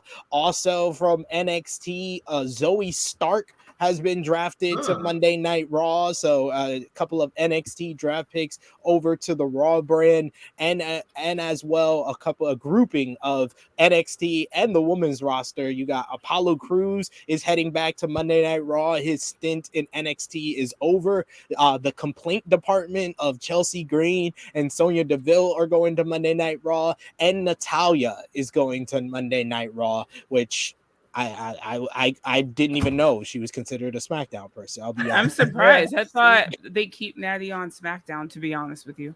And I thought Chelsea was on Raw already, but I guess Well, so Chelsea and Sonya have been bouncing back and forth. I don't think they ever really announced a brand for Chelsea when she came. She's been, because she was wherever Adam Pearce was, to be true. Honest, it's true. Which is on both shows. So I think they've had her bouncing back and forth. They should be able to go great between pickups. They should be able to go between both shows. I mean, complaining and complaints are. I think they should too. They did announce some free agents. I think it was. Did you see that? Yes. Okay. Omos and MVP, Mustafa Ali, Dolph Ziggler, and Von Wagner are all considered free agents. And SmackDown added Lacey Evans. So I guess this was like to even out, because it was like Raw, I think SmackDown had like 8 more picks because they drafted all those factions on the show. So I think this was to even out the numbers of what we saw on screen last night on SmackDown. But yeah, it's like it's Lacey Evans is primarily the main person that went over to SmackDown, and then she was Raw already on SmackDown. Yeah, exactly. Another one. We just don't see her. But exactly. We haven't seen her since basically Triple H took over, and also Hit Row were drafted to SmackDown as well. So they're basically redrafted. Yeah, redrafted to SmackDown. So those are the picks from the supplemental draft. I'm really looking forward to JD McDonough. I think he's been one of the better wrestlers on NXT, and especially Zoe Stark. She's been probably the best in-ring performer out of the females on NXT for quite some time. So what do you think about Roxanne? Yeah, I'm hoping Roxanne's being drafted on Monday. I would hope so. I would hope so because she's got nothing. Is she ready to get called up? Yeah, she's. So here's the thing. Here's the thing I've always said. I only remember her from Ring of Honor. So she was great in Ring of Honor. I know, but I'm saying for that WWE style, she's polished up. Roxanne is full package. However, I would like her to get some kind of character. She doesn't really have a character down, but I think she has all the tools to get there, and I think with some guidance on main roster, she's gonna do. She's one of the best women's wrestlers there are, and she's not even on main roster yet. So I think she's ready. I really hope they call her up. I really do. Bring her over to SmackDown. SmackDown, the home of the women's. I think I see her more as a SmackDown gal, but if we're talking about balance right now, SmackDown gals are outweighing Raw a bit. So let's they might need her over there. Raw only drafted Becky and Indy. Like when I was looking at the draft picks from last night, I was like, y'all really only drafted 2 women on the whole show? Are they just gonna fight each other forever? And like that, you have 2 horsewomen now over on not horsewomen, excuse me, major top women. You have Bianca and Bayley and all of Damage Control all over on SmackDown. And I'm like, what is Becky gonna do? I don't want her and Charlotte on the same show. I don't want it. It's just you can't have those 2 women on the same show. Like they're both at this level, and you can't. And they're both alphas. Like you can't. It's just a bad idea. It's always going to be some type of conflict of who is the top woman between them. I mean, Becky is the top woman. I'm not worried about that. But I'm just saying, if you're looking at stature in the company, they are both top women, and they're both alphas, and they should not both be on the same show. That's all I'm saying. Well, we shall see how the draft progresses on Monday Night Raw. We got information on who is available to be drafted on Monday Night Raw, which we'll get into. But Stephanie, you have to run right now. Thank you so much for joining us, Steph. Please let the people know where they can follow you on social media. Serving Face and Heels dropping tomorrow, and you got a new YouTube channel. So plug away. Let the people know. Oh God, it's me. Hi. You can follow me on Twitter at Stephanie Hypes, Instagram at Stephanie Hypes with 2 S's. Catch me on Serving Face and Heels every other Sunday with my beautiful co-host, Miss Chrissy Love, who I was standing in for today here on Tru Heel Heat. And yes, I do have my own YouTube channel now. People have been asking me for like 3 years, and I finally was like, I guess now's a good time. I don't know why. So you can follow me on YouTube at Stephanie Hypes. Yeah, I don't know when I'm going to be doing show. I don't know. I just made it, and I was like, let's just see how this goes. So I will let everyone know when I plan on doing shows. It might honestly be mostly random lives. Who knows? But I love talking pro wrestling. Thank you guys for having me today. Yeah, hey, it was an honor to be on the show with you today, Stephanie. I've always appreciated your wrestling opinions and takes and the work that you do. So I am humbled to be on the same podcast with you this fine morning in Los Angeles. Yes, and I appreciate. I have to go read your article once you publish it, because it sounds amazing. And thank you guys for having me. StatKing, you're awesome. Yeah, this is our If I first ever time need any interacting. legal I hope help, it's I'm not going to that- be reaching out to you. I'll be like, I need you to read this. What does this That's mean? usually what. But no, this is our first time interacting. I'm hoping it's not the last. This is a great time. Appreciate Yeah, it. same here. Same here. Absolutely. Thank you as always, Stephanie. And I put the link to her channel. It's on screen, but it's in the chat here on YouTube. Go over and support Stephanie. She's already got 115 subscribers. Let's get her to like 200 by the end of this weekend. That's Let's push it crazy. forward. That's Yes. crazy. Like I thought no one was gonna follow me. Like I was like, are you? Yeah. Really? Yeah, I'm subscribing as soon as I get off of here. Thanks, guys. I just wanted to say that Tru Heel Heat though is home. They're the first people who kind of gave me a home in podcasting and kind of showed me the ropes here, SP. So I'm not going anywhere. I'm still part of the Tru Heel Heat family. I just also have my own show to do random shit, I guess, sometimes. So there you go. So people aren't always asking, okay, I have to wait a whole week and a half for certain facing heels. You can go over to her channel, supplement it in between the Sundays that she's here on the channel. You get her over on our YouTube channel. Thank you so much, Stephanie. And of course, we will see you. They'll see you tomorrow on Tru Heel on Servant Facing Heels, pre-recorded. Catch the but episode tomorrow. I'll be in the chat with y'all to talk about it. But thank you, Stephanie. Awesome. Thank you. Bye, guys. Bye.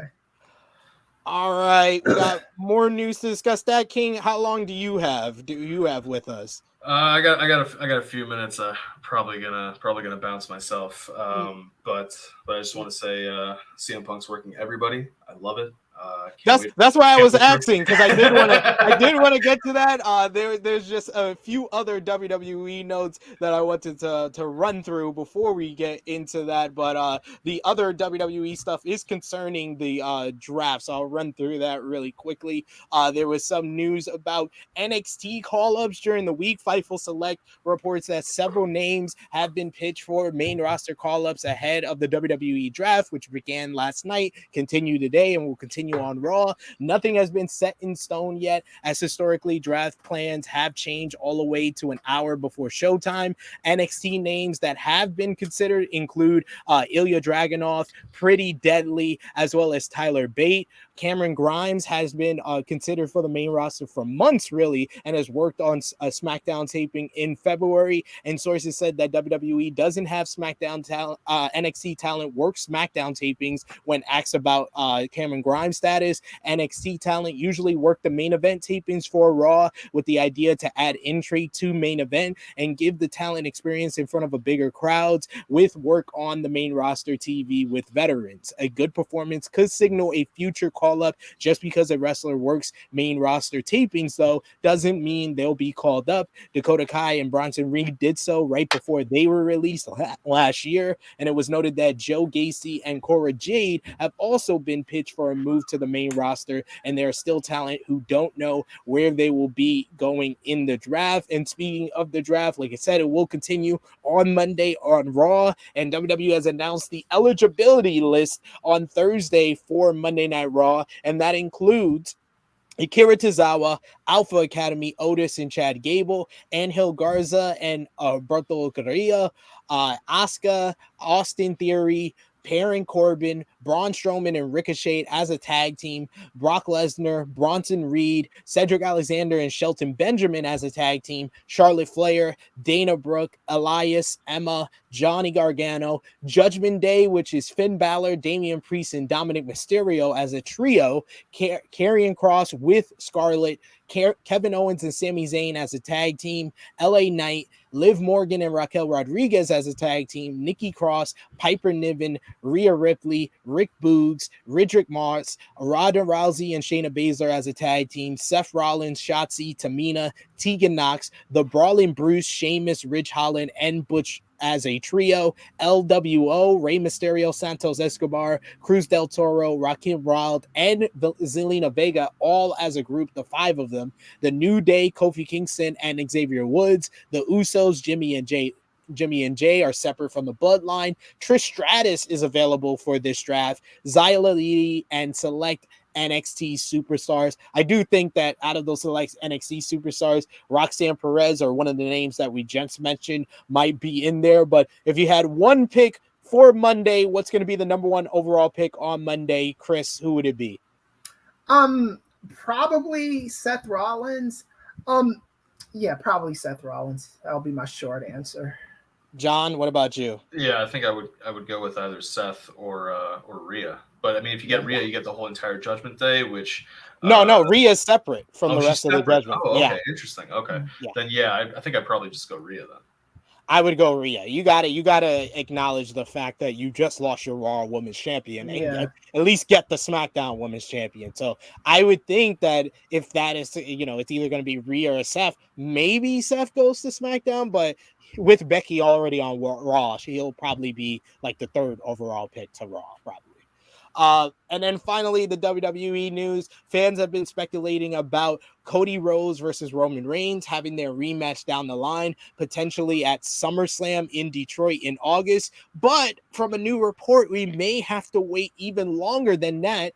Per WrestleVotes via Give Me Sport, the big rematch between Roman Reigns and Cody Rhodes is on the table, quote unquote, to main event WrestleMania 40 next year in Philadelphia. The report reads, in a quote, "I can say this, the rematch that's at the forefront of everybody's mind, Cody versus Roman, is very much on the table to main event in Philadelphia next year." Professor Kris, we talked about them kind of dragging this bloodline stuff ever since WrestleMania. Do you think they have the capacity or the ability to stretch this out a whole other year to WrestleMania 40 and do it then? I do think I think they're gonna do it. I don't know if they have the ability to do it and keep it fresh. I am not going to sit through more of this shit until Philly. I'm just not gonna do it. Again, this is not my full-time job. I am a professor. I'm a business psychologist. This is what I do part-time. So I trust Sid, and I trust the Grapsody boys, and I trust, all my post people, Andrew, John Pollock, Wei Ting. I trust all of you guys to do a great job covering this. I am not sitting through this fuckery until Philadelphia. I'm just not going to do it. I do not care that much. I am mentally exhausted with the bloodline stuff. I was all on board with it until that Sunday. That's when I was, and then as soon as Roman won, I was like, oh my God, there's more of this shit. I'm done. But I'll catch it out sporadically and stuff. I do have to kind of watch the clips because this is what I do for post wrestling. But I'm just not like, you're checked out. There's other things to watch. Checked out basically mentally. What about you, StatKing, as someone who doesn't really watch it at all? Would you be interested in Cody and Roman next year at WrestleMania? I mean, I didn't watch it this year, so. Got me there. You got me there. Cody's story didn't interest you? I mean, out of all the shirts that I've got, it's the two with the most is Cody and Punk. So if I didn't watch it for that, I'm not watching it next year. Right. But I will say, like from a writing perspective, there are definitely ways to drag it out, particularly if you are going to have Cody on Raw and he can potentially go after that World Heavyweight Championship. But in order to make the story mean something, you'd have to continually stop him from winning that World Heavyweight Championship, and then for him to eventually go, I've been sidetracked too long. My ultimate goal is that WWE title. And yes, the World Heavyweight Championship will be nice, but my story, and maybe the curse of bad luck has always been against me in these World Heavyweight Championship matches, because the true story for me has always been the WWE title. So there are ways to do it, but you are heavily hurting the character of Cody Rhodes if you are going to continually have him lose World Heavyweight Championship matches. Right. If he does win the World Heavyweight Championship, well, then it is going to feel like just a token gesture because he didn't win the WWE. Yeah, I think consolation prize title, which we'll talk about. And then of course, guys, we can always have the main event of WrestleMania 40, the unification of all three world championships. Roman 3 belts. Well, no, because you know what it reminded me of? I was rewatching the other day the promo segment. Actually, I was rewatching it after your interview with Nick Aldis, which was a very great interview that you guys can check out on the channel. But I was rewatching the promo segment between Cody and Nick Aldis on the build for All In. And Nick Aldis's argument to Cody was, our deal was Ring of Honor World Championship versus and 10 pounds of gold. You no longer have the Ring of Honor title. And Cody says, I'll put up the Ring of Honor as collateral. In this situation, Roman, he can say, you don't deserve a rematch. What's in it for me to give you a rematch? And Cody says, well, what if I go get that World Heavyweight Championship and I offer that up? And I say, we'll have a unification match. And Roman's like, well, 3 belts, 3-belt Roman sounds good to me.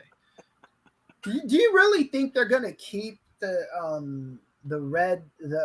2 belts, or do you, It's interesting because for the purposes of Roman's story, the Universal title is more important.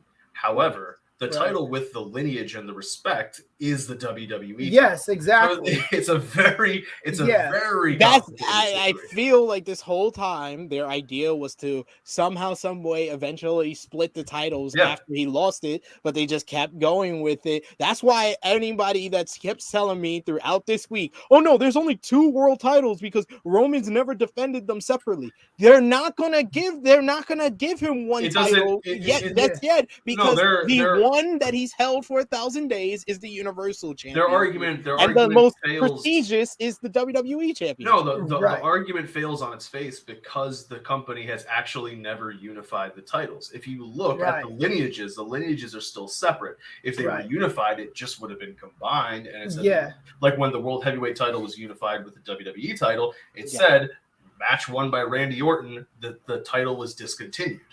Yeah, that did not happen here. Roman is having 900 or whatever days for the UC and over 300 and something now for the WWE one. So they are still separate. They're just being called the. It's back when the tag titles were technically unified, and it was like the unified tag team titles, but they were still technically separate. And eventually we got the bronze penny title.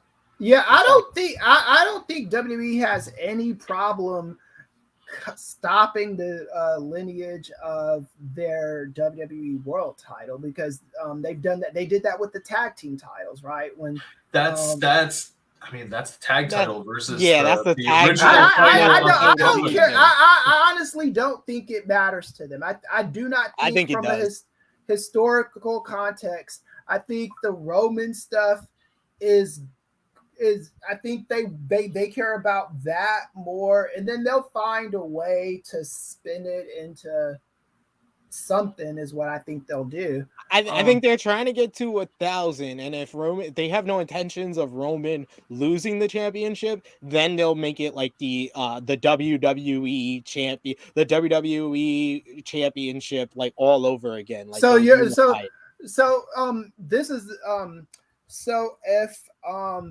So right now, if you watch the NBA like we all do, if the Charlotte Hornets share history with the Oklahoma City Thunder, they share franchise history with each other, and that's how they do. And if Seattle gets another basketball team, they're gonna.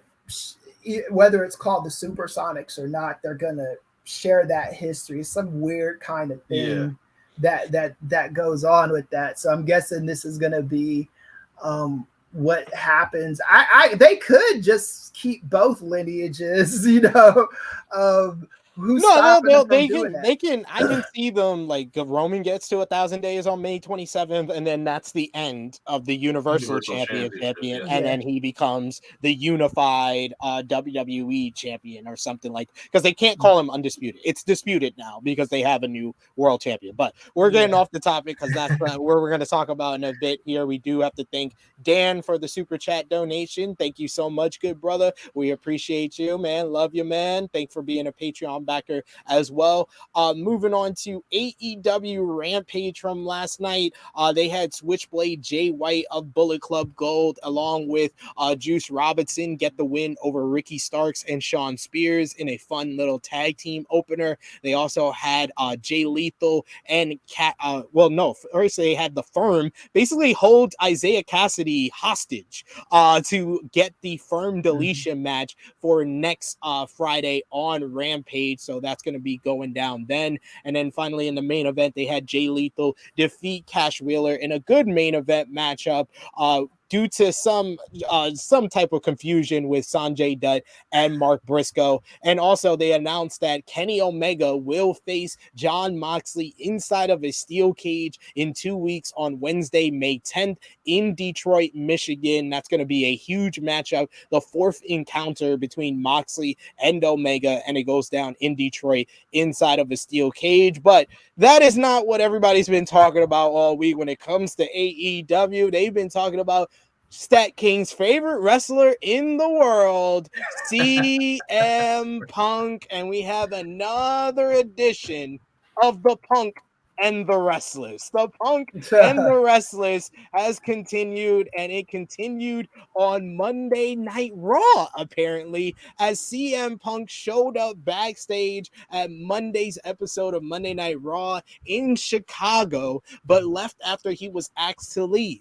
PW Insider reports that they have confirmed that the AEW star was backstage at the show, which was taking place in his hometown at the Allstate Arena. While there is no word on why Punk was visiting, several sources noted that Punk did briefly see Triple H, and this would have been the first time they have met in person since Punk left WWE in 2014. Punk is said to have met with several WWE talents but was eventually asked to leave. And one source believed that the reason Punk may have been asked to leave was because he is under contract with AEW. And it also said that it was a call from Vince McMahon that Punk leave. When he was asked to go, Punk is said to immediately have said goodbye to some people and exited the building. New reports have some additional details on it. On Tuesday, PW Insider reported that CM Punk spoke with The Miz for a short period of time about their previous issues and actually cleared the air with the A-lister following some issues they've had in the past. The site notes that those who saw Punk greeted him warmly, with most of them having not seen him since he exited the company. In addition, there was a video of what appears to be Punk and Tamina outside the arena talking that was rolling around online. Fightful Select confirmed some of the details, specifically that Punk spoke with The Miz and briefly spoke with Triple H. Fightful also notes that several talent were told that WWE head of security Jim Kelly asked Punk to leave, though that had not been confirmed, and Punk is said to have left without incident. There was also more than one person on the WWE roster who thought it was a publicity stunt for an AEW return, and several people in AEW were apparently in disbelief when they heard that what had happened. Dave Meltzer and Brian Alvarez reported more details on what took place on Tuesday's edition of Wrestling Observer Radio. Meltzer reported that Punk flew from Florida to Chicago on a plane with a lot of WWE talent ahead of Raw. Additionally, Alvarez stated that Punk showed up and talked to some people for about 20 to 25 minutes, including, as noted, Triple H, before being asked to leave the show. It's unknown why Punk visited the show Monday night. Alvarez noted that some people within both WWE and AEW were surprised that Punk visited the show, and Meltzer also stated that the feeling within WWE was that it was Punk was at the show because Punk wants back into WWE. On Tuesday, PW Insider had a ton of more details. According to the report, Punk had been in Florida over the weekend where he did commentary for Cage Fury Fighting Championships, and he flew out of Tampa on Monday and ended on the same flight as several WWE roster members and crew, which included a producer. Punk ended up sitting next to some of them on the flight to Chicago and learned WWE was running Raw in the venue, and Punk then arrived at the arena sometime before the show was set to start and was brought into the venue by other members of the roster. The report notes that he was in a common area of the building in full view of anyone who walked past him, which is where he ran into Triple H. A witness to the moment said that the two shook hands, and Punk asked if it was okay that he was there, if they could speak for a couple of minutes. Triple H said that he had to check with the big guy, aka Vince McMahon, and to make sure it was okay. Triple H went to go do so, and Punk remained in the same area where he spoke with several members of the roster who were walking by. Among those who Punk spoke to was The Miz, who spoke with Punk for a little while, and the two apparently cleared any heat between them from the period during which Punk was on the WWE backstage show. Punk was greeted in a friendly manner by those who saw him and never did any behind closed door meetings. Some people backstage had a reaction of what was he doing here, but those who were from the people who found out later didn't actually speak to him. Within 20 minutes of Punk arriving, he was told by security that he couldn't remain and left. And Punk is said to have been very respectful of the decision and left without incident. It had been noted on Monday night that a source believed Punk was asked to go because he was under contract with AEW. Another source said that that Tuesday morning that they didn't think that was the case, as they pointed out that Malachi Black and Andrade El Idolo were on WWE TV when they were at the WWE Hall of Fame ceremony with their wives, and that source pointed out to the legal history between WWE and Punk and the way Punk left the company, as that would be a different matter altogether. But I know, John, this is your favorite wrestler in the world, always working the people, always getting the people talking. What do you think about CM Punk showing up backstage at WWE Raw this week? Well, okay, so first let me do a little bit of logistics here. For those who don't know, and also because I literally happen to live like 20 minutes away from the airport, if you fly into O'Hare and you are coming towards the city, whether you're taking the Blue Line train or you are driving in a car, you will quite literally, the very first stop on the train is Rosemont, where Allstate Arena is. You can almost see the arena from that stop. So even if, I mean, obviously Punk's not taking a train. He's either taking an Uber or he's driving. But either way, he was passing the state or the arena on his way back to where he lives in off the Blue Line. So it's not as though like some people are like, oh, he went out of his way to go, like, or he drove, like he left his house or whatever. First off, he was flying in anyway, and it wasn't like he was going out of his way any way, shape, or form. He was driving, he got off an exit, he made a left turn, a right turn, and then he was there. So it's not like it was anything crazy for him to do in order to do this. Secondly, one of my other most favorite wrestlers in the world is actually The Miz. So the two, just, people burying the hatchets, I love. That's great to see. I think it's funny that he does this when we're also getting reports that he hasn't had any contact or communication with the Young Bucks in order to potentially have some kind of conversation or, apologize, because he's legally barred by AEW from having contact with the Young Bucks. And we've also got reports that Punk is willing to work with them and is fine with, coming back and working with them and doing all these things.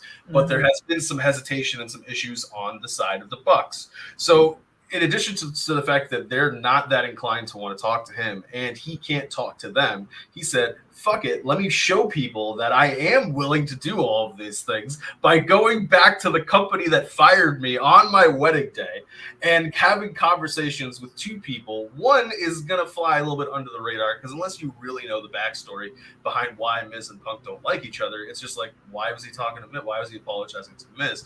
But more importantly, the conversation with Triple H.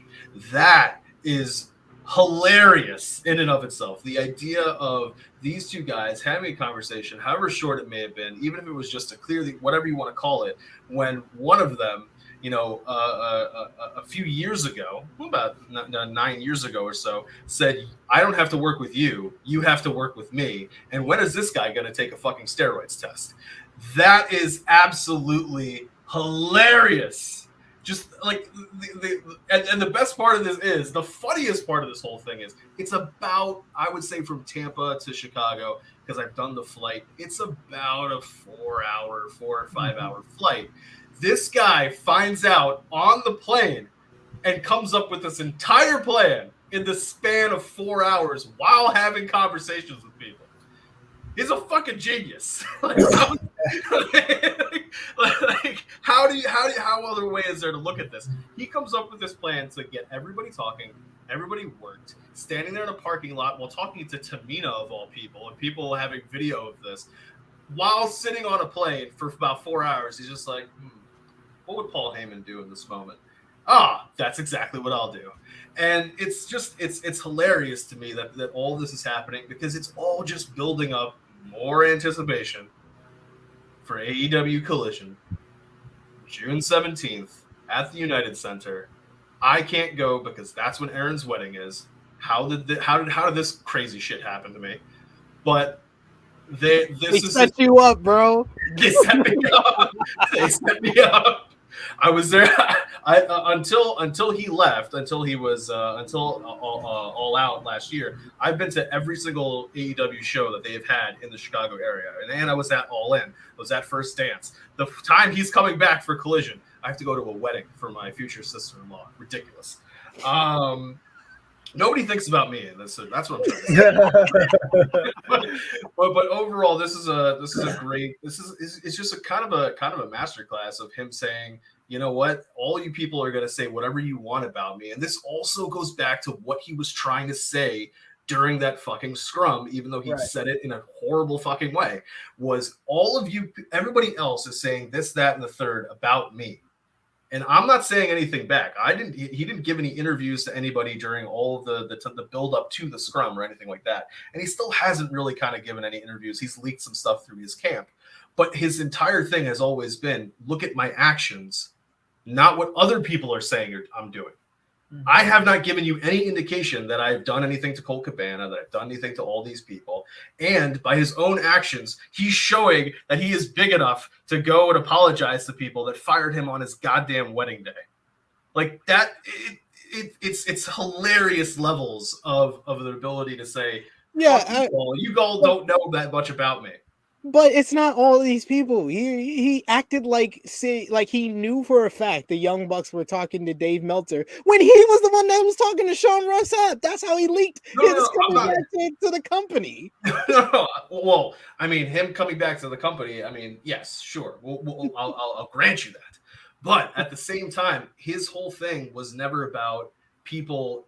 It wasn't necessarily even about the Bucks or potentially even Jericho being the person who's leaking stories. It's more about journalists getting these rumors and talking about the rumors without trying to confirm the rumors with the other side of the rumors. And again, ultimately, all of this comes back to Tony Khan, because they straight up asked Tony Khan in interviews before All Out, does CM Punk have anything to do with Colt Cabana's situation? And he's always said no. Right, but Tony Khan wasn't clear before All Out. And then he said afterwards, yes, I should have been clearer. I should have done this, that, and the third. All of this comes back to Tony not having proper control over AEW and people who, are salaried management employees, not independent contractors. They're two contract. That's kind of the joke about Two Contract Cutler, is that they themselves have two contracts as management and as performers, the same way as until Triple H retired, he had two contracts as management, as COO, and as a performer. The entire thing has been to Tony, you probably should be controlling these people a little bit better than you have. Kris, you were talking about AEW not hiring a business psychologist, because so many different companies haven't. Before they even get to a business psychologist, they got to hire a heck of a lot more people when it comes to, or better people when it comes to the management of the overall company and maybe even the booking. Well, that was one of the things that I was saying, because I'm a CM Punk fan too. I don't care about the fucking internet scuttlebutt around him. I'm a Punk fan. I'm a Young Bucks fan. up until like a couple weeks ago, and I still don't have any real confirmation on the story that's been leaking, but when I heard that the Young Bucks and what's his name, Omega, the Elite guys don't want to work with CM Punk, this is when I start taking a little bit more side with CM Punk, because I'm like, okay, you three motherfuckers are EVPs. That means you are management. That means you have to work with people who your big boss doesn't necessarily who your big boss likes, and you might not necessarily see eye to eye with. This is what management does. This is a function of being management, is you have to kind of work through your issues. And this is the thing too. I don't think that the Elite guys should need to stop being management. What I think they need to do is learn from past transgressions as management and be better because of it, man. Everything's a learning experience, right? Yeah, and this is and King of the North makes another good point. It's not just the Elite who don't want to work with CM Punk. All the BCC guys don't want to work with him. Is it all of them or mainly just Moxley? Hey, it's the same thing with it's not all of the Elite that don't want to work with him. Kenny Omega has gone on record and kind of been like shrug, but he's going to go along with the majority. And Moxley is in the lead position. Claudio Castagnoli has seen CM Punk do this in 2 different companies. I don't think he probably wants to work with him all that much. And Wheeler Yuta is just going to follow around with his voice. The only person I care about at BCC is Dragon. So I know, but I think Bryan Danielson is more of on the Kenny Omega path of I'm okay, but if everybody else doesn't want to work with them, then I'll stick on Wednesdays. All right, so let me talk to King of the North for a second, because this is the difference, and this is the point that I was trying to convey, which obviously got lost. The Elite guys are management. Yeah. Everybody else that you just named isn't fucking management. So they can. The only thing I would say that I disagree with that, like calling them management and they have to work with them. They don't have to work in any type of any other business. When you punch someone in management, you usually don't come back. It's like if you're a supervisor of a store and your employee punches you in the face, they're not the manager of the store, regardless of how great the person is for business. He's not going to say, no, the supervisor, you have to work with them. It's up.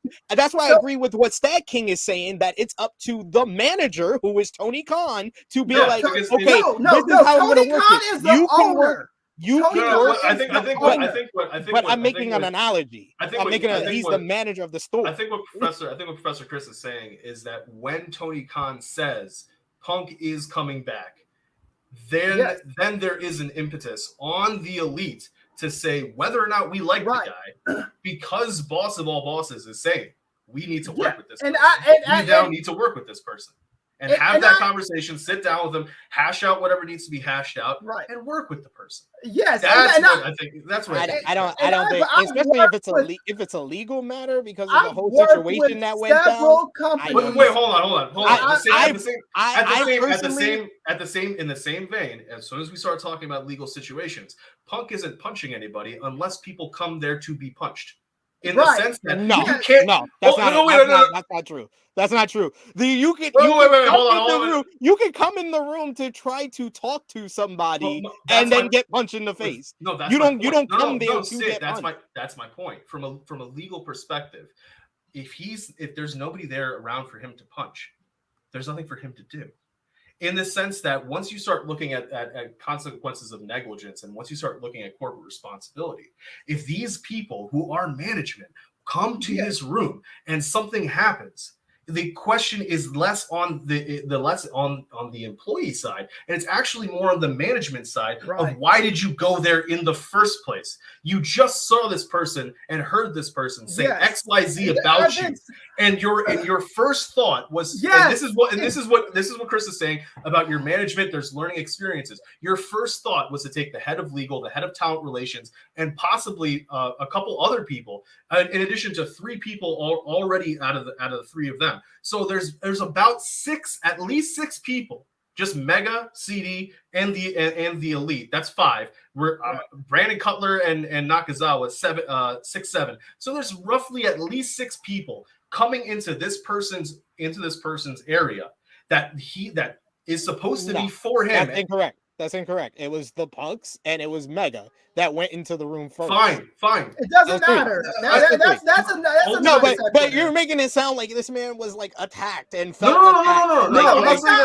I didn't even get there. I didn't even get to the point of his being attacked. He was running. I didn't talk about. I did not get to the point. I did not get to the point of the attack. What I said was, you see all these things, and your first thought is to take all these people and go there.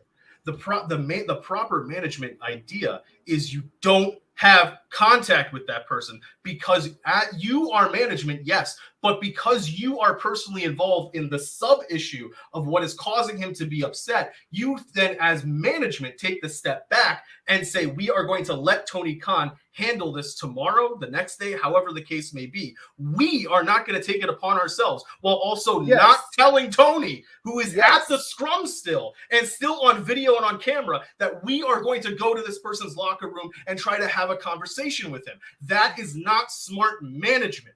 Ultimately, and the thing is this: if all they were just management behind the scenes, I would not have a problem with it. However, because they continually talk about themselves being EVPs and they say it on BTE and doing all those sorts of things, they are intentionally drawing attention to the fact that they are management. And because you are involved, like I work in labor and employment law, and once you are involved in this situation, your job is to remove yourself from that situation and let the person above you handle it because they are your supervisor. That's all I've been saying from the very beginning. Their entire thought process was, we're going to take the head of legal, the second in command of the company, because Tony wasn't available. The correct response was, I'm not going to fucking touch this. I'm going to let Tony handle this once he finishes with the scrum. I am not going to take it upon myself to go in there, and because I don't know what he's going to do. And because I'm management, because I'm a salaried employee of a company that can be legally sued, I am not going to put myself in that position because it's not me anymore. I represent the company. I am endangering the company from a legal liability standpoint. And if you're going to keep calling yourself management and holding yourself out at management, read a fucking management book to understand the liability that you are putting the company in when you do something like this. And another thing, I still haven't touched what happened after they crossed the door. Right. Everything I've talked about is what because everything after they cross the door is CM Punk. It's CM Punk. That's the thing. That's the thing. I never said the Young Bucks were right to go to his door. I didn't think that was a good decision, and I've been in management. But what I am saying, and what's been my point from the very start of this thing, is you in fact said before this all started is that they are 2 different things. They are management and they are talent. And I think that we had the comment here by Vala B that yes, if they're management, they need to work with him. But as talent, they don't have to work with him. That's the no. They do. That's the thing. Because then the question becomes this: which is more important? Yes. Which of your contracts is more important? The contract of you being a talent or the contract of you being management? Right. Because if the contract of you being talent is more important than being management, you shouldn't be management. Yes, that exactly. That's because the company is named after you. The company is named after you. You're the founders, whatever the fuck you want to call it, even though they didn't put any money involved into this enterprise whatsoever. It's all Tony and Shad Khan. If you're going to tell me that you are both talent and management, and then you're going to tell me under management, yeah, sure, I have to work with them, but under talent, I'm not, then you need to pick one of the two. You have cannot be both. You can't. You cannot be both. You can't be both. No. Okay. So because the thing is this, the biggest money match that this company can draw in its history right now is CM Punk and FTR versus the Elite. And management. It's Kenny Omega versus CM Punk. Fine. But your management contract tells you that you would tell if it wasn't you involved as a talent, you would be telling that talent to work with that person. Because that's the money for the company, and your duty as your fiscal agent duty is to do the best for the company that you can because of your management contract. Right. Now, you're going to tell me that because of your talent contract, you can tell your management contract, I'm not going to do that, then you shouldn't have the management contract. Yeah, it's a conflict of interest. It's an immediate conflict. You have a duty. You have a duty to yourself. Matt Jackson, Nick Jackson, Tyson Smith have a duty to themselves as individuals, as talent. Yes. Right. But Matt Jackson, Nick Jackson, and Kenny Omega have also, because they signed 2 contracts, have a fiscal financial duty to do what is right for the company. Right. And also, here's another thing. Even if they were just talent, why would they want to work with someone who they can't trust? That's fine. That's fine. No, that's fine. That's fine. I don't care. And that's the thing. If tomorrow, to what you and Ely are saying, if BCC say they don't want to work with Punk, that's fine. I don't care. They're not management. Yeah, I don't care about what the BCC says. That's different. That's a different story. We're talking about managers not wanting to work with somebody. And the problem, and I've worked with several companies who have had these kind of internal fights, fist fights, kicking people in the balls, all this stuff. I signed confidentiality agreement, so I can't name the companies, but I've worked with some pretty big companies, and this has also been an issue where the CEO is like, I do not want to get rid of anybody, but we need you as a third-party arbitrator to make sure that these people can work together if it's even possible to work together. So what I would do in this situation is I would interview CM Punk, I'd interview those elite guys and see what kind of resolution that we could come to, because this is what your boss, the owner of the company, wants. And if you cannot do that, if you are a manager and you are saying, as a manager, I cannot work with these certain talents, then like StatKing said, you do not belong in management. You really just don't. And the fix is as simple as that. Then you go back to being independent contractors, not getting rid of your management position, and do the separate branding shows where you don't have to look at this fucker anymore if Tony Khan agrees to that. And that's it. But you can't be a manager if you don't want to work with talent. Again, the BCC, all those other fuckers, they're not management. So that's their thing. But as a manager, you don't get to shirk your responsibility as a manager. I don't give a fuck what happened. If you're not going to sue Tony Khan or sue the company, and the statute of limitations is probably already passed on that, so you're not suing any fucking body, then you need to either come on board or get the fuck off the ship. And to what King of the North is saying in the comments about Punk being able to do whatever he wants and not being challenged on it, or Punk can do whatever he wants and they've got to take a pay cut. That's not what I said. Yes. What I said was that they were supposed. That's not. Perception comes off. Though. Okay, but then King of the North. King of the North also. But I'm just letting you know how the perception comes off. Right. So let me re-explain it. Over what CM Punk did. No. Let me re-explain it. What I was trying to say. One second.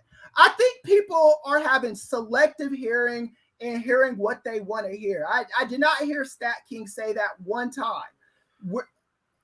Go ahead and finish StatKing. All I said was this: when the problem arose, their responsibility was to not handle it themselves. Their responsibility was to have the person above them and above Punk, the owner of the company, the COO, president, chairman, booker, all those titles that he says whenever they announce him.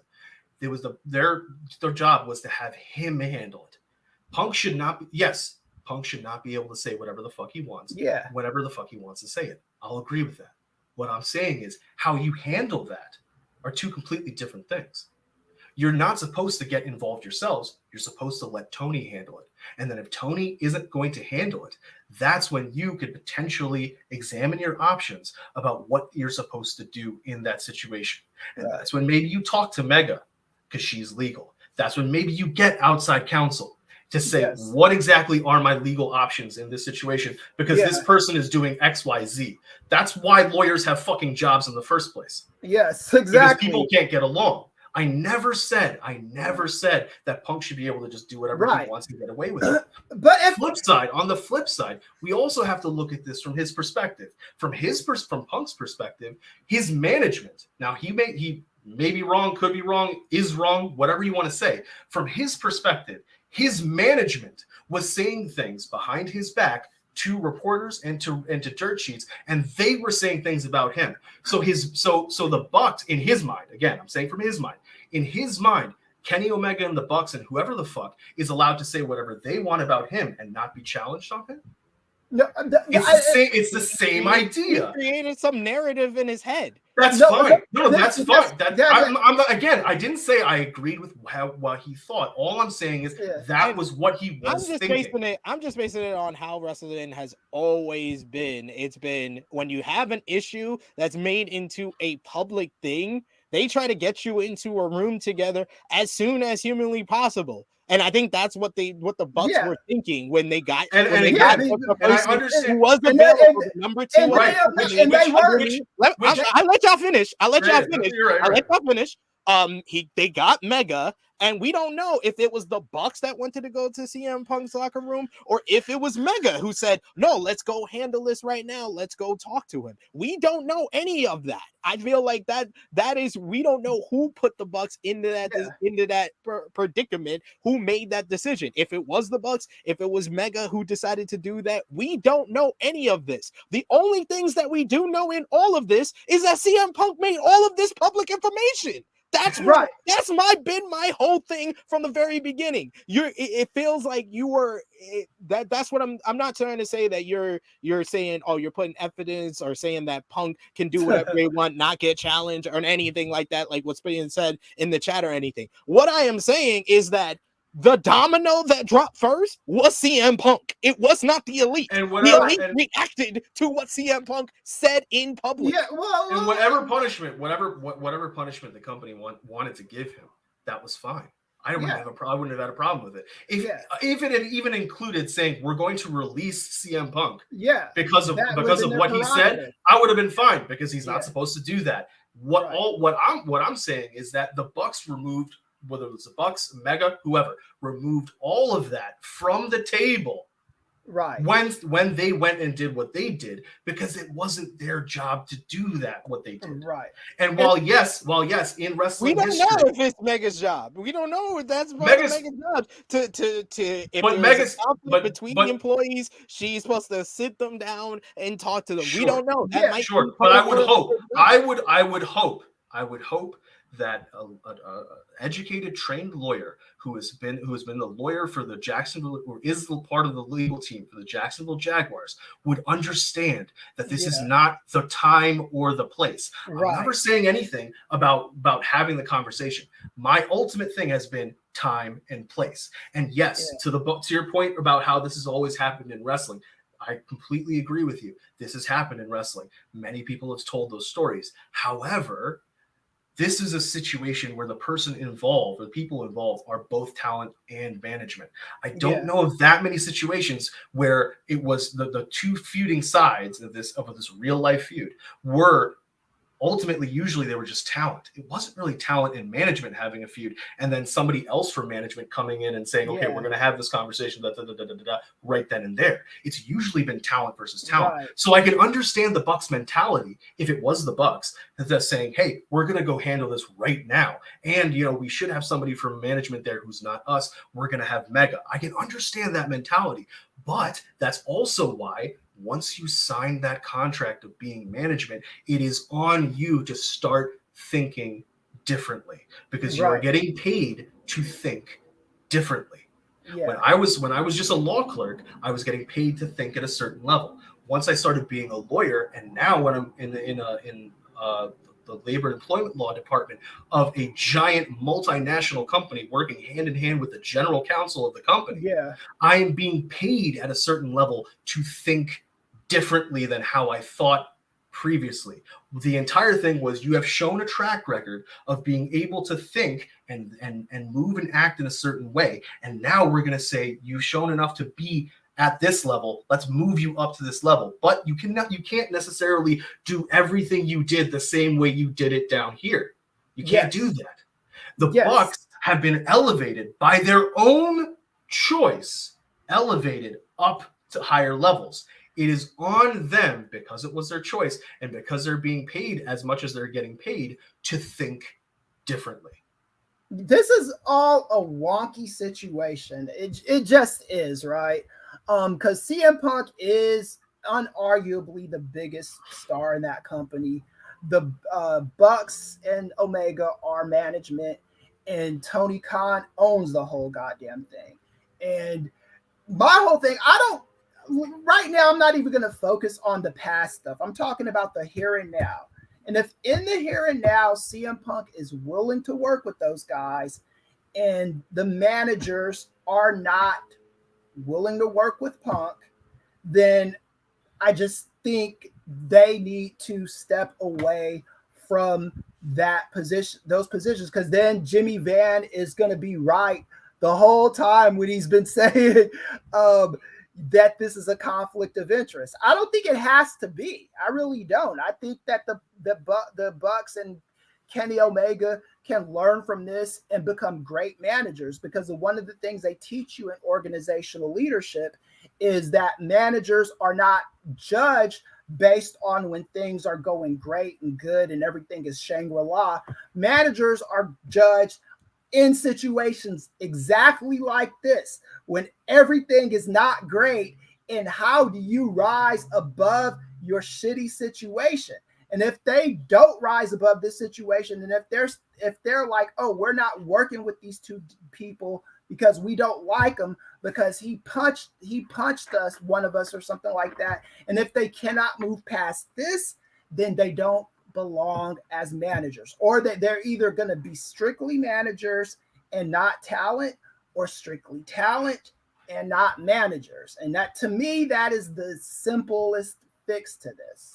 It's different in the case of Triple H, when Triple H was both manager and talent, because Triple H was so high up in the company that realistically his word was law. And because he had the history of being such a great talent, he had the ability to say, I am or I am not going to work with you. But he wasn't able to do that with everybody, though. Yeah, and ultimately, if Vince told him, if Vince said, Hunter, this is what you're going to do, Hunter, whether he liked the person or not, would have done it. Because but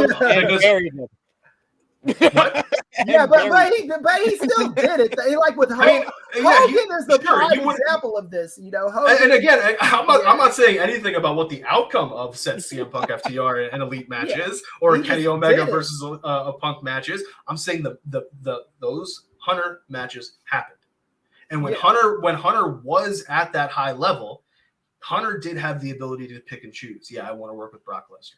Yeah, I want to do this. I want to do that. But ultimately, if Vince said, this is what you're going to do, this is what you're going to do.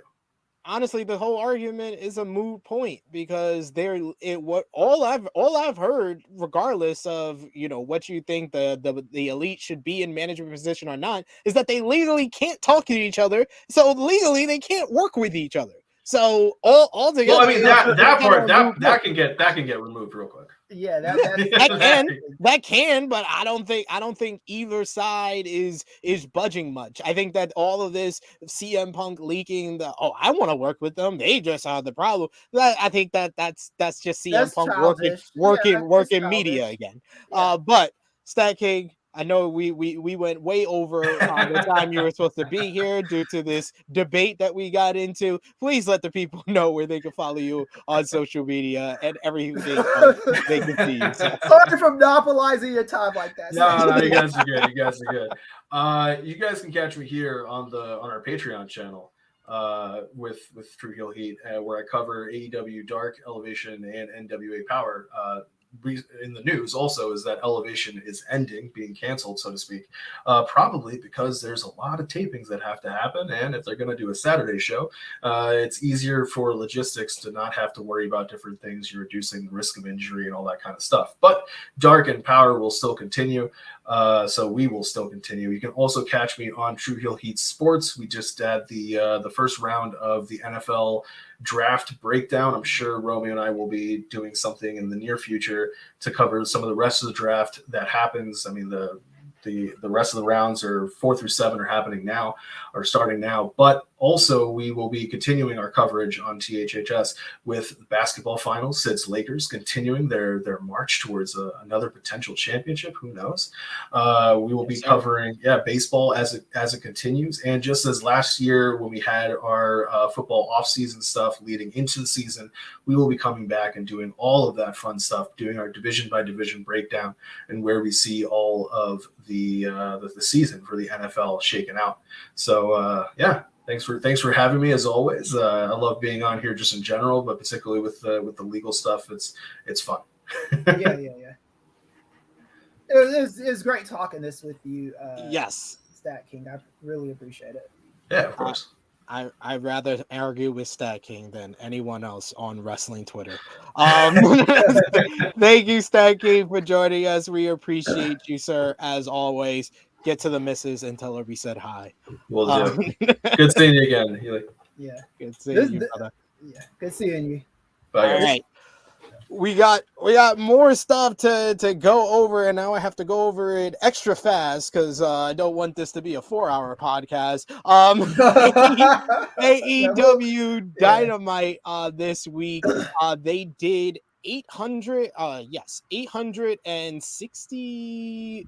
What is it? I got it right here. 63,000 fans for this week's episode. And it was an interesting episode, to say the least, because we got the debut of Roderick Strong. Roderick Strong making his shocking debut, coming out and making the save for Adam Cole, embracing his former Undisputed Era member, as well as Orange Cassidy and Bandito, and got to lay out the Jericho Appreciation Society. Speaking of Orange Cassidy, he defeated Bandito in a great opening matchup to retain the AEW International Championship, and gained a new best friend in the in the process. Sammy Guevara beat Darby Allin via disqualification in a very good bout. A lot of action in this one, thanks to an assist from MJF. However, Tony Schiavone via Tony Khan announced that MJF and Sammy will team to face Jungle Boy and Darby Allin next week, and if Jungle Boy and Darby Allin win, it will be a Pillars 4-way match for the AEW World Championship at Double or Nothing on May 28th. Jade Cargill beat Taya Valkyrie in a very solid match that had Jade pulling out moves we never seen from her before to retain the TBS Championship in controversial fashion due to Taya not being able to use her Road to Valhalla finisher. You had Jeff Jarrett beat Dax Harwood in a surprisingly good matchup to further Jeff Jarrett and Jay Lethal's attempt to get another shot at the AEW World Tag Team titles. And then in the main event, Kenny Omega and Konosuke Takeshita defeated the Butcher and the Blade in a fun main event matchup. Post-match, the Blackpool Combat Club jumped Omega until the Young Bucks came out and made the save. Omega attempted to stab Moxley with a screwdriver in the head, but Konosuke Takeshita saved him before the BCC retook control and jumped Takeshita with Moxley Moxley stabbing Konosuke in the head with the screwdriver to bust him open to end the show. I thought this was a better show from the week prior. What did you think about this week's Dynamite? What was your biggest highlight from the show, Kris? I'm in agreement with you. My biggest highlight was Roderick Strong debuting. I do think that AEW is starting to hit a lull where their shows are not feeling like must-watch television at the moment. It's feeling like I can watch this on DVR later. But it was awesome seeing Roderick Strong there. As big of a dork as I think Bobby Fish was for the stuff he was saying, just all the out-of-pocket shit that he was saying that got him released from AEW. I do think it would be nice if he joined the other. Well, to be fair to Bobby Fish, he asked for his release. He honestly asked for his release because he thought he could go back to WWE. Right. Well, he overplayed his hand. Yeah, exactly. He played himself. That's what I was trying to get at. That was the ultimate "I'm not him" moment of him thinking he can leave AEW to get re-signed by WWE without any of the Undisputed members because Kyle and Adam told him, "Nah, we good here, bro." And he thought, "Oh, I could still go over there. Maybe I could get a trainer's deal." Didn't get anything and wound it up in Impact for a week before they were like, we don't need you anymore. I think like Bobby Fish is valuable with the Undisputed guys. I think you got to kind of understand that it's like a Marty Jannetty, Jim Neidhart situation. It's not that they're not valuable. They're just more valuable with Bret Hart and Shawn Michaels, and that's just where Bobby Fish is at this stage in his career. And there's nothing wrong with that. I thought he was very, very serviceable as a tag team in the Undisputed Era. And I thought that, he had a good situation in AEW. The fact that he got that he got hired so fast after being released shows that the company did see the same value in him that we saw. So, overplaying your hand like that, playing yourself like that is just ill-advised. But I'm excited about Roderick Strong. One thing I will say is Jay White feels like just another guy on the AEW roster almost immediately. They've got to fix that. And at the same time, they got to do that with Ricky Starks as well. These people need to feel special. They don't need to feel like just guys that are spinning their wheels. And right now, that's how they feel. I agree with you there. They got to do something to make sure, because I feel like Roderick Strong had a better debut with the company than Jay White had. So I agree. That says everything. And Jay White is a much bigger star than Roderick Strong on his own. As previously reported, AEW is set to launch their new Saturday show coming up, which will likely be called Collision. It will be on prime time at from 8 p.m. to 10 p.m. Eastern. And the series will apparently the belief is that it will debut on June 17th at the United Center in Chicago, and it will feature the return of CM Punk. What we've learned now is that it will apparently be on TNT from this was reported by Andrew Zarian of the Matman podcast.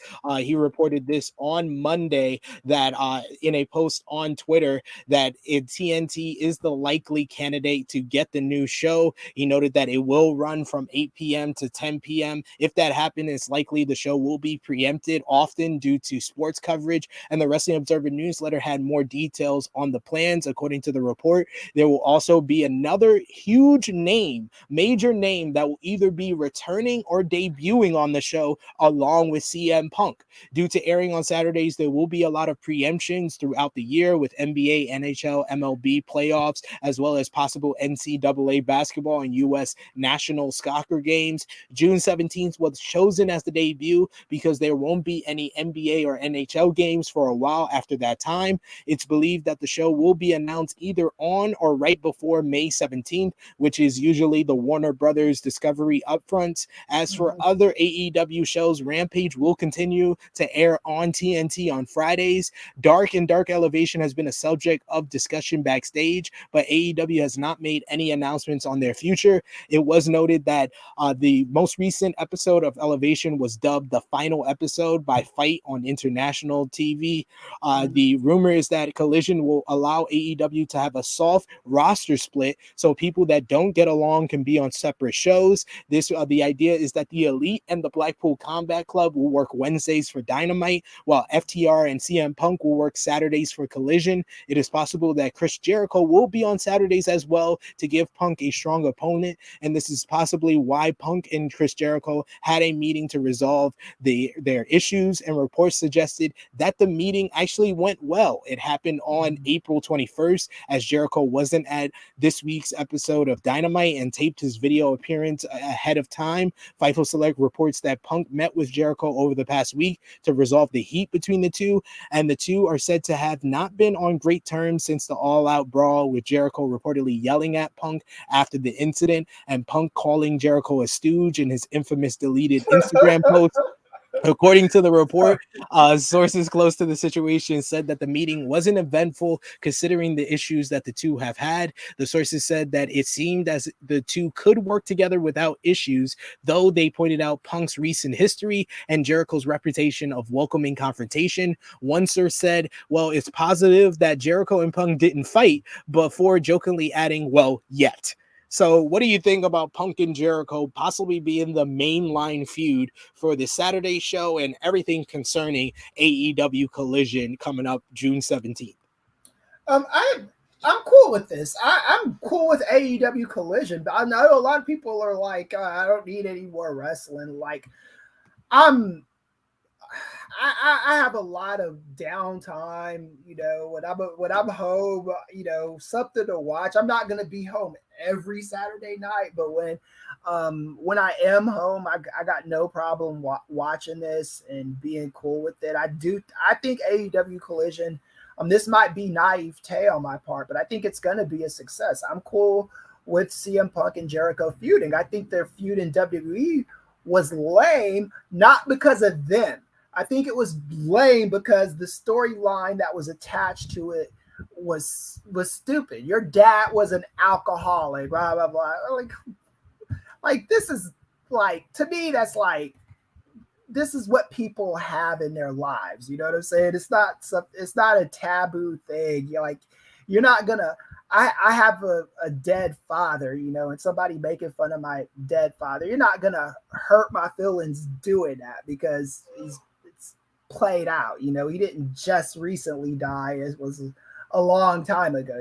So I think that kind of cheap heat bullshit was hampered that feud. I think in AEW they can have a more a better feud, and they could hit a lot of those beats where CM Punk, where Jericho was alleged to have called CM Punk a cancer to the locker room, and Jericho was alleged to tell people, I'm not letting CM Punk work here again. I could see that feud being a lot of fun. I think it has potential feud of the year qualifications. And keep in mind, I am somebody who has been bored with Chris Jericho for the last almost 2 years, not quite 2 years, but almost 2 years. I've just been completely bored with him. But I think a feud with Punk, with these extra layers of shit that we were arguing about for seems like 3 hours. I think that it adds to this. And I think AEW is in a very good prime position. I am looking forward to AEW Collision. I agree with you there. There's going to be some really good promos with Punk and Jericho if they can use some of the real life stuff that we've learned about. And final note from AEW, as previously reported, Roderick Strong made his debut on Dynamite on Wednesday. On Thursday's Wrestling Observer Radio, Dave Meltzer noted that very few knew that Strong's WWE contract was expiring, and most did not. Fightful Select adds that WWE had been silent about his status in the company, and the last update was that there had been talks of making him a coach at the Performance Center for the rest of his contract. It's unknown if he was ever aware of that idea. He signed a new deal with WWE in 2021, and at the time was set to be the focal point of a rebooted NXT Cruiserweight division. Eventually, Triple H lost control of NXT, and those plans changed, added plans for his Diamond Mine when several names were released, including Arturius Ruos, Marina Shafir, Stokely Hathaway, Hideki Suzuki, and Tyler Russ. Strong asked for his release last year, and it was initially denied. Sources in WWE believe that the deal was supposed to go until 2024, but that hasn't been confirmed, and talent spoken to before this happened weren't aware of his status, just that he hadn't been at the Performance Center in quite some time. 2K was recently told not to include Strong in the WWE 2K23 game, and it was said that Strong was cleared to wrestle and doing well physically, obviously proven on Wednesday night when he appeared on Dynamite. AEW talent were said to be pleasantly surprised by the news, as Strong is liked by many in the company, and like we've seen, he's one of the good friends of Adam Cole, very good friends with Kyle O'Reilly, and his wife, Marina Shafir, works in the company. So this just seemed like a no-brainer move. As soon as he asked for his release, I knew his next stop was AEW. Yeah, I think anybody that you don't even have to cover this stuff to kind of know that was going to happen. I'm happy for him. I'm happy for AEW. I hope this is a fruitful, long relationship. The ideas that I was hearing that WWE was trying to saddle him with were very stupid. Roddy Strong is still young and vibrant, and he doesn't belong on the bench. He doesn't belong he's not a second tier player. So I think he's where he belongs. Yeah, and he seems like he was happy with the move that he did as well. So always like to see people happy where they work and not asking for releases and being denied like he was previously. But we got to move back to WWE with WWE Raw this past week. They did 1.815 million viewers, and the show, of course, everybody was talking about the segment where Triple H introduced the World Heavyweight Championship with the first champion to be crowned at Night of Champions on May 27th. Cody Rhodes defeated Finn Balor on the show in a good matchup. You also had the Usos and Solo Sikoa beat LWO in a fun 6-man tag. Later in the show, Sami Zayn questioned Jey Uso on dedicating their title win to Roman Reigns on SmackDown and not doing it for himself, while Jimmy Uso then played some mind games with Sammy, making him believe Kevin Owens would turn on him if they lose on SmackDown. Obviously, we saw Zayn and Owens won, so we'll see what's next for the Bloodline. And then in the main event, Damian Priest got disqualified against Rey Mysterio, but post-match, Bad Bunny showed up and to attack Damian Priest with a kendo stick, and then he challenged him to a San Juan street fight at Backlash on May 6th. But like I said, everybody from this show is talking about the World Heavyweight Championship, so let's talk about the news and notes coming out of that. Triple H brought back the WWE World Heavyweight title on Raw on Monday night, and fans immediately began to wonder if Vince McMahon was behind the idea. However, Sports Illustrated reports that the decision to bring back the title was Triple H's idea and that McMahon had nothing to do with it. Triple H reportedly wanted each brand to have its own champion and thought this was the best idea, with Roman Reigns as the undisputed Universal Champion presiding over SmackDown, which is why the decision was made to introduce a new world title on Raw. Triple H's ties, of course, to the World Heavyweight Championship go back to the inaugural champion on Raw in 2002, and the Wrestling Observer newsletter reported that the return of the World Heavyweight Championship is why the PLE is changed from Night Night of Champions from King of the Ring or Queen of the Ring. Since it was a sudden change, it appears the decision to debut the new title at this event was a recent one, and the plan to create a second or third, since Roman Reigns has two, top title was thought up when the belts were unified at WrestleMania 38. Before that match, executives felt that WWE needed two titles, but the thought was that they should wait a certain amount of time. Around November, the plan was for the champion to be crowned at night one of WrestleMania, and at the time, it was going to be Seth Rollins versus Drew McIntyre, or possibly a three-way with Cody Rhodes if they were unable to get The Rock versus Roman Reigns on night two of WrestleMania. And WrestleVotes reported earlier this week that Seth Rollins is indeed considered the top candidate to become the inaugural World Heavyweight Champion.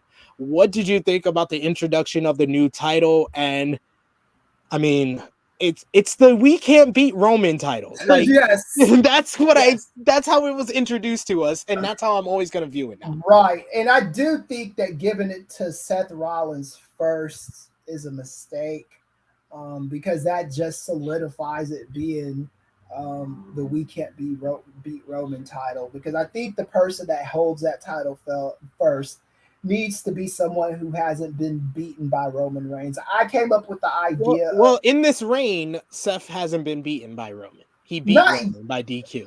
Yeah, but he's tried and didn't succeed at it. So I do think that Seth it needs to be someone else. I came up with the Bobby Lashley thing, not because Bobby Lashley is black, but just because they're one with each other, him and Roman, and he's the only, like, one of the few people that the bloodline haven't really embarrassed in this run. I just, like you said, man, this is just like, okay, let's some brainchild that the mind of WWE is like, okay, let's make a belt for all the dweebs who can't hang with Roman Reigns and have them fight over it. This is, to me, this is like 24/7 title territory, man. This is bad. But I do trust they will make it important. I'm not a big fan of the look of the belt. I don't hate it, but that logo just smack dab in the middle kind of rubs me the wrong way. But I know that's just something that they're going to do from now on. That branding is something that's important to them. Do you know if this world title is going to share lineage with the big gold belt? That hasn't been specified as of yet. I would like it to, but they already kind of ended the big gold belt, right? Era. Yeah, like StatKing said earlier, they ended that with the when Randy Orton unified the World Heavyweight Championship with the WWE Championship. Right. Yeah. So we'll see with that. But they've unified the Intercontinental title with the world title before, right? And then brought it back. Yeah. So I mean, they could do whatever the fuck they want. It's WWE. Yeah, exactly. So look, man, I just want to see good wrestling programming. I do think that on a meta level, I think the Bloodline storyline could continue if new actors were put in it, just like the Bullet Club, right? Because every so often the members change, and there's more than enough Samoans and Pacific Islanders that you could put in the Bloodline to keep that thing going on forever and ever and ever. You could get Tama Tonga or all those cats. You know what I'm saying? Jacob Fatu this week talked about he would love to be a part of the Bloodline. So. Yeah, so I mean they've got options with that faction, but this current iteration of it is old and played out. So it is. It just is what it is.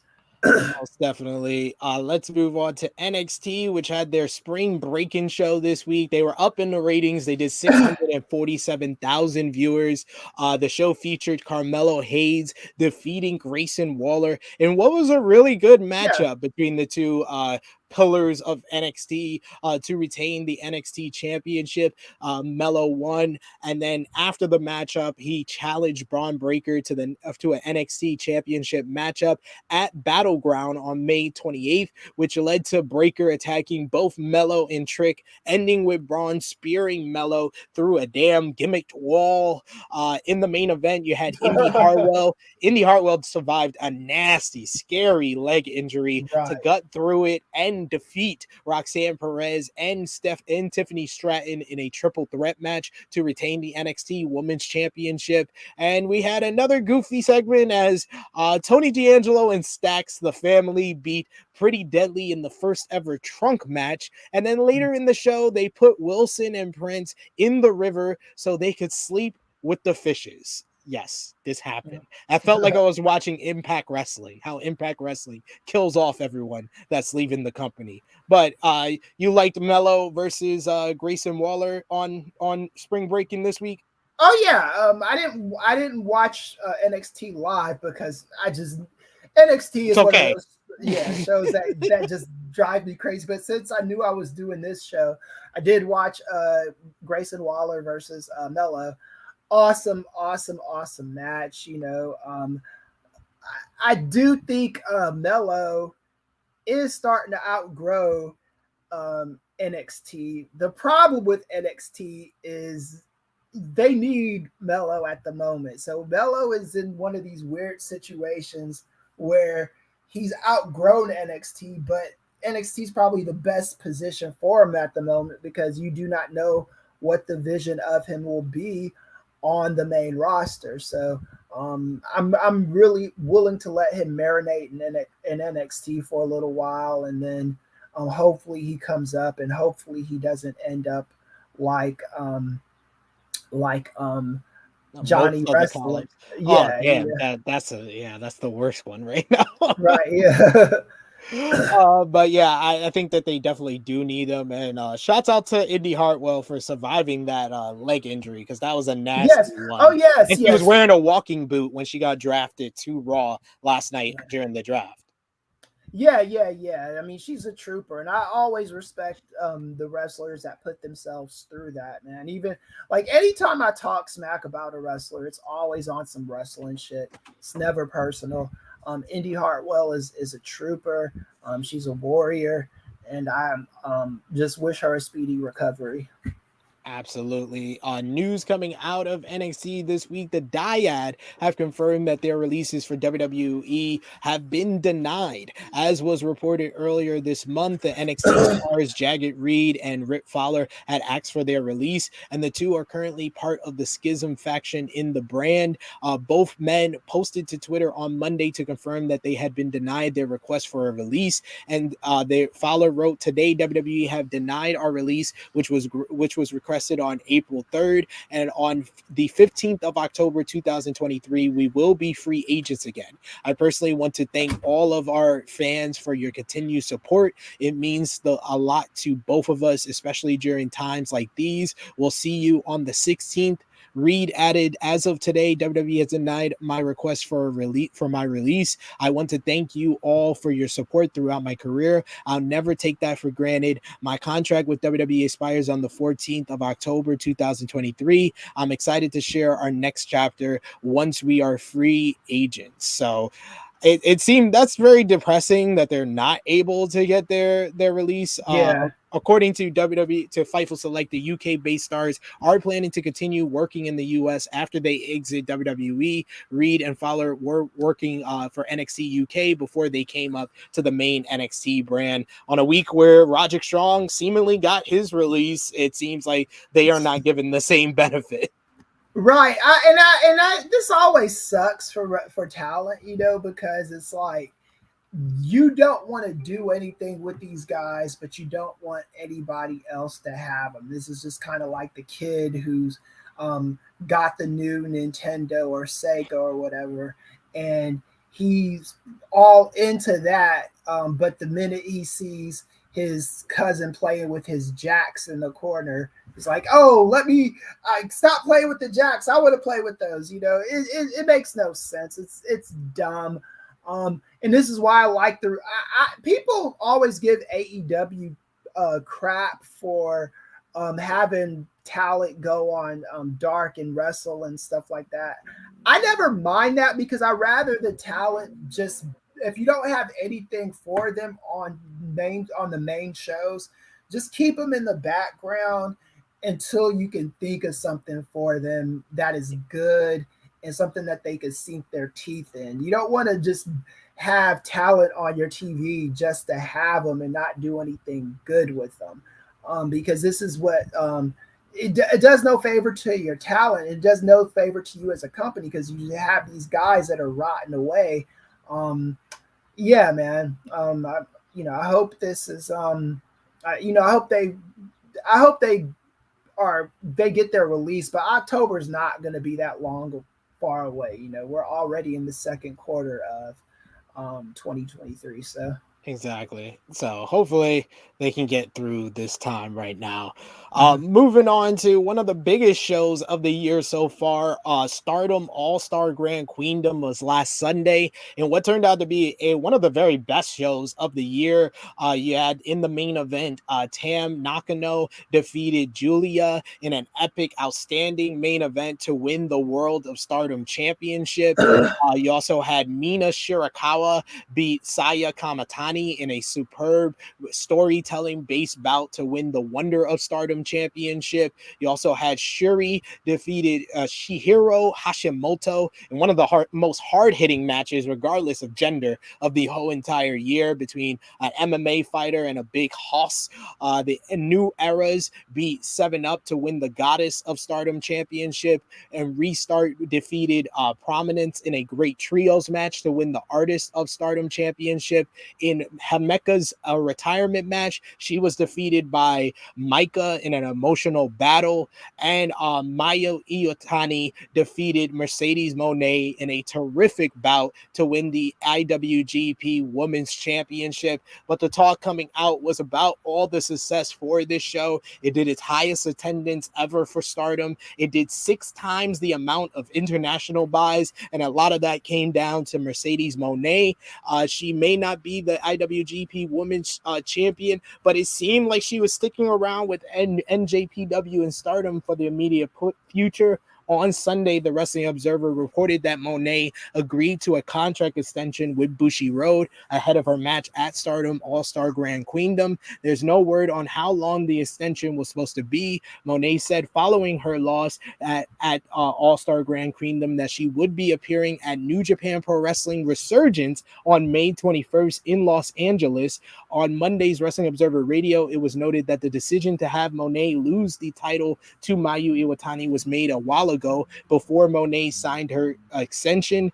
Moné is next to appear at New Japan Pro Wrestling Resurgence on the 21st, and it's unknown how long she is signed with Bushiroad.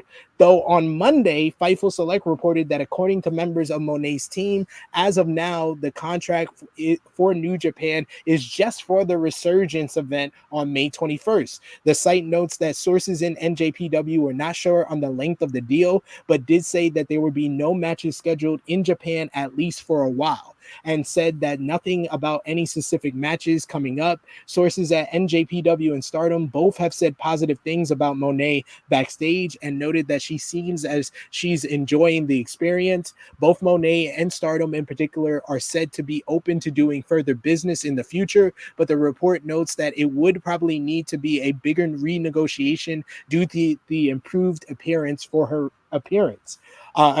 Improved business for her appearance, excuse me. On Thursday, Fightful Select reported that the relationship between NJPW and Mercedes Moné has been a positive one thus far, and while she is not currently signed to anything long-term, NJPW hopes that they can continue working with her. And then later on Thursday, NJPW announced that the New Japan Pro Wrestling Strong Women's Championship Tournament will be for a Resurgence on May 21st. That will see Mercedes Moné face CMLL's Stephanie Wenger, while Stardom's Momo Kongo will face AEW's Willow Nightingale, with the winner of each match facing each other in the finals the same night to crown an inaugural champion. So it seems she's gonna win another title. It seems like it's a no-brainer that she's gonna win the New Japan Strong Championship. But what have you thought about Mercedes Moné's whole experience in Japan and how she's become really like the hottest female star in the business because of her excursion in Japan? Oh yeah, this is the thing with Mercedes Moné, and the only person. And I heard, because this isn't my original thought, but I heard Jesse Collins say this on the Gentleman Wrestling podcast. He said that that Mercedes Moné and CM Punk have an emotional connection to fans that nobody else has. And Mercedes Moné, she definitely has that, and she brings that connectivity everywhere she goes.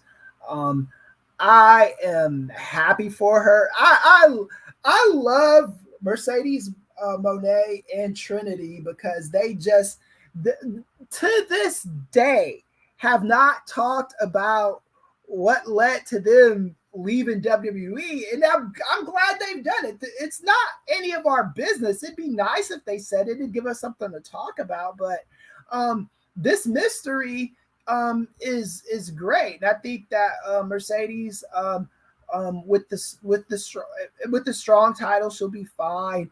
Look, man, they need stars. I hate to always bring this back to AEW or WWE, but that Collision show is gonna need some bodies.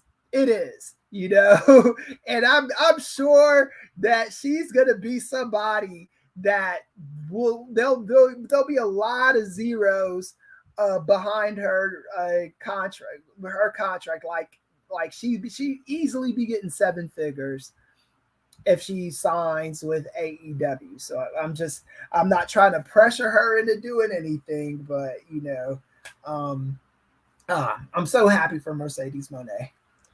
I am as well, and I loved, Stardom AllStar Queendom, but a lot of the reason why I was able to talk about it on this channel and we got big responses. Our preview did 1,000 views. Our review has almost done 900 views, and a lot of that comes down to people's interest in Mercedes Moné. So I do contribute that to her, but we're definitely going to talk more about Stardom on this channel.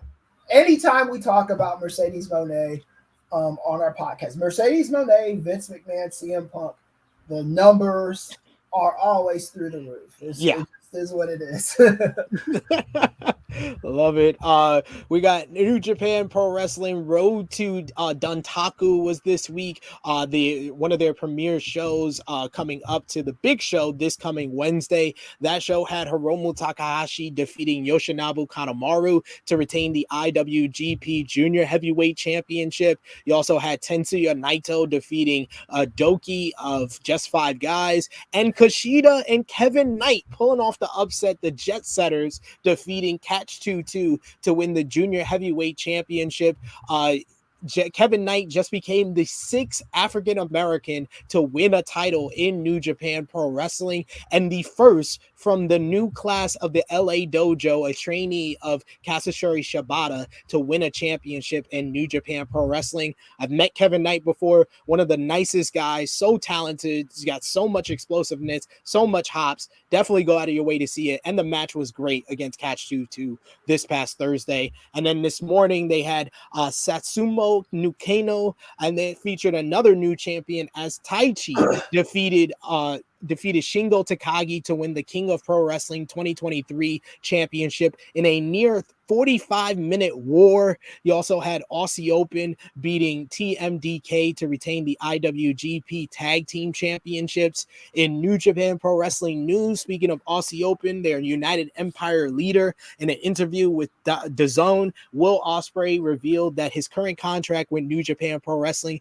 is set to expire in February of next year. He mentioned the news when asked if Dave Meltzer's star ratings matter to him. He said yes and no. The reason reason why I said yes, I said no is because they don't impact my paycheck. I still get paid the same regardless. In my humble opinion, they don't matter in terms of financial gain, but in terms of viewership, because I'm this British kid who has done it on the indie shows, I know that when my New Japan contract comes up, there'll be a fight for who wants the best 5-star wrestler right now. If you ask somebody like Jay White, he hates it, and Billy Ray, he hates it as well. I can't help but say that it does wonders for me. My contract with New Japan is up next February, so from that point, who's not gonna want this kid who's dedicated to being a hard worker and wanting to put on the best quality of matches? And then in an interview with Dark Parisio Flosion, Ospreay said that he's confident that he and New Japan will be able to work out a new deal. He said, I just want to know what my options are.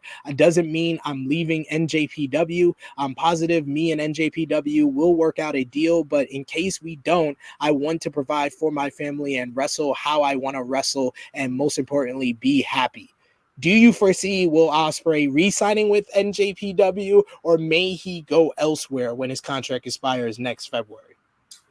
I don't know how much he wants to challenge himself, but I could see him going elsewhere. I on a sidebar, I do agree with what he said about the star ratings. Those are going to be as important as you want them to be. I look at those like, Siskel and Ebert giving a movie thumbs up, or Rotten Tomatoes scores. It's not like they don't matter. It's just how much do they matter to you as an individual. I don't think you need to hate them and, talk death to Meltzer and all that shit. But they're there, and you can feel how you want to feel about them, right? And sometimes they might help you out, and sometimes they might not. But yeah, I definitely want Ospreay to do whatever he thinks is the most, because right now we're in an environment where you don't even know if going to AEW or WWE is gonna, what does it mean in 2023, 2024? Like what who, how, like WWE let Jay White just go to AEW. Like, what does this mean to those people, right? So I think you just got to make whatever the right decision is for yourself. I agree. And like you said, the star ratings can help guys. It's helped guys like Kenny Omega in the past. Right. AJ Styles was another one that was helped out by that, and now Will Ospreay is kind of in that line. Final New Japan Pro Wrestling news: the lineup was announced for this year's Best of Super Juniors 30 tournament. It was announced on Thursday at the Road to Dontaku. The A block is absolutely stacked. You got 4-time winner Hiromu Takahashi, TJP, Kushida, 2-time winner Rasuke Taguchi, who's won it in 2012, Taiji Ishimori, Sho, Doki, Teton, Leo Rush, and Speedball Mike Bailey. This is Leo Rush and Speedball's first appearance in the Best of Super Juniors. B Block has a bunch of bangers as well, as you got Francisco Akira, El Desperado, Bushi, Yoshinobu Kanemaru, Yo, Robbie Eagles, Master Wato, Clark Connors, the newest member of the Bullet Club, Kevin the Jet Knight, and Dan Maloney and the Jet making their first appearance in the Best of Super Juniors. We'll have a preview up on the channel ahead of the tournament with myself and Jay News breaking everything down. This week we also had GCW Scene of the Crime with Masha Slamovich beating Sawyer Wreck to retain the GCW World title. You had Blake Christian defeating Alex Zane in a good matchup, and Jordan Oliver beat Shigehiro Irie to retain the GCW World Championship. Impact on AxS TV this week. The show featured Jordan Grace defeating Masha Slamovich in a very good opener. You also had the ABC beat The Design thanks to distraction from Sammy Callahan, and Deonna Purrazzo beat Taylor Wilde to retain the Impact Knockouts World Championship in the main event. Post-match, the Coven jumped Deonna, and she was helped out by Jordynne Grace. Jordynne Grace and Deonna Purrazzo will verse the Coven for the Knockouts Tag Team titles, I believe, in 2 weeks on Impact on AxS TV. And speaking of coming up this week on Impact on AxS TV, it's going to be a very, very big one, Professor Kris and everybody watching, as a new report had details on Thursday that Fightful Select confirmed the report from PW Insider that Trinity Fatu, the former Naomi, had been in talks with Impact Wrestling and was set to debut at last night's TV taping. She has been billed on social media as a major surprise for the company. She hasn't been seen in a wrestling ring or any wrestling company since her and Mercedes Moné walked out of WWE in May of last year. She has been backstage at New Japan, GCW, and ROH recently, and WWE was confident in January that she would resign there, but they had obviously not been able to do that. And then on Friday night, Impact officially announced Trinity's appearance on the company with her debut for next week's show. Impact announced the segment that took place on Friday night's taping. This is a picture from the taping, her looking beautiful as always. And it should also be noted that Mercedes Moné was at the taping in support of Trinity Fatu. She commented on the debut saying that Trinity Fatu is here to make an impact. She about to knock out all the competition and leave them in the rear view. Love that. Love the support. I love the line too right there. What do you think about Trinity Fatu going to Impact Wrestling? I do like this. I'll go as far as to say I love it. Now I will go on record to say I do think Trinity belongs in one of the major 2 companies, but I think she figured that this is the best fit for her at the moment.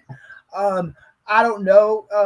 I think going to Impact won't.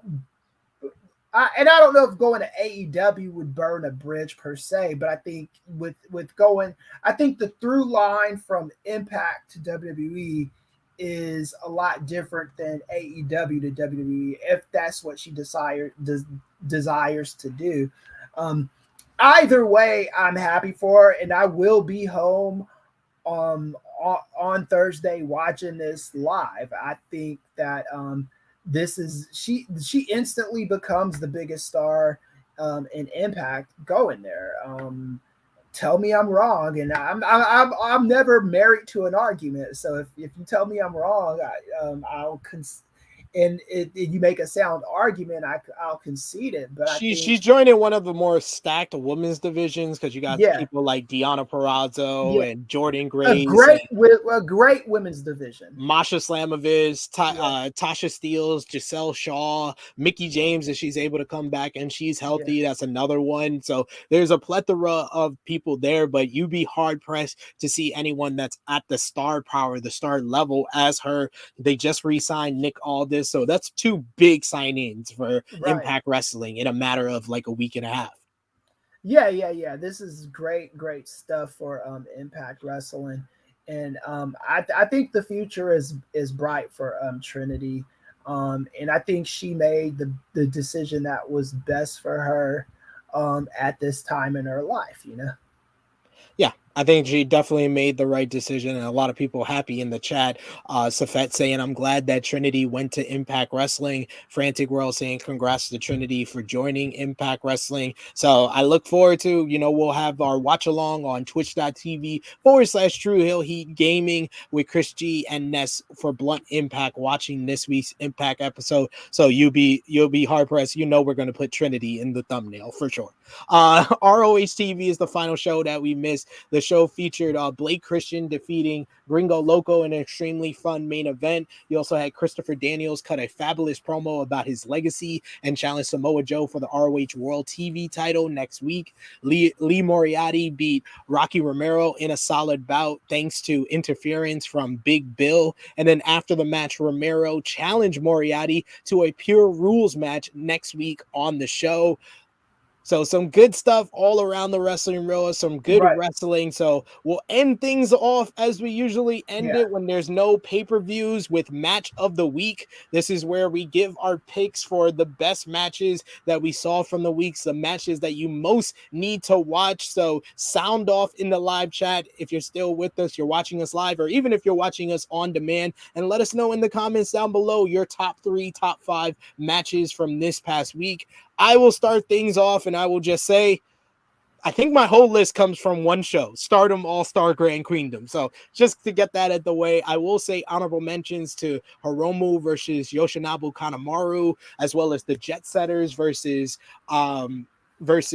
Catch 22 from Thursday. We're not going to include anything from this morning. That'll be included on next week's show, so I can watch and kind of focus on this morning show from New Japan. But all my matches come from Stardom AllStar Grand Queendom. Number 5, I got Restart versus Prominence for the Artists of Stardom Championship. That was the trios titles. Number 4, I got Mayu Iwatani versus Mercedes Moné. Number 3, I got Shuri versus Shihiro Hashimoto. Number 2, I got Mina Shirakawa versus Saya Kamatani. And number 1, it's one of my 8th or 9th 5-star match that I rated this year. Julia versus Tam Nakano from Stardom AllStar Grand Queendom for the World of Stardom Championship. Kris, what's your matches of the week this week? So my matches of the week, I was gonna say Woods versus Gunther, but that was the week before, right? So I can't say that one. I'm gonna say the Mello match. Why am I blanking? This is a brain fog. Mello and Grayson Waller. Yeah, Grayson Waller. I thought that match was excellent. I actually liked Jade's match with Taya Valkyrie. I saw people not liking it online. I thought it was fine. I do think that Jade needs to graduate. I think Jade needs to be a part of that feud with the Originals versus the Outcasts or whatever. And then I also liked last afternoon's rather out here in Los Angeles Rampage's show. I thought the matches on that show were great. I like it was I want to say it was Double J and oh, you mean the Jay Lethal and Cash Wheeler? Yeah, was that Friday night or was that that was Friday? Jeff Jarrett and Dax was on Wednesday. Yeah.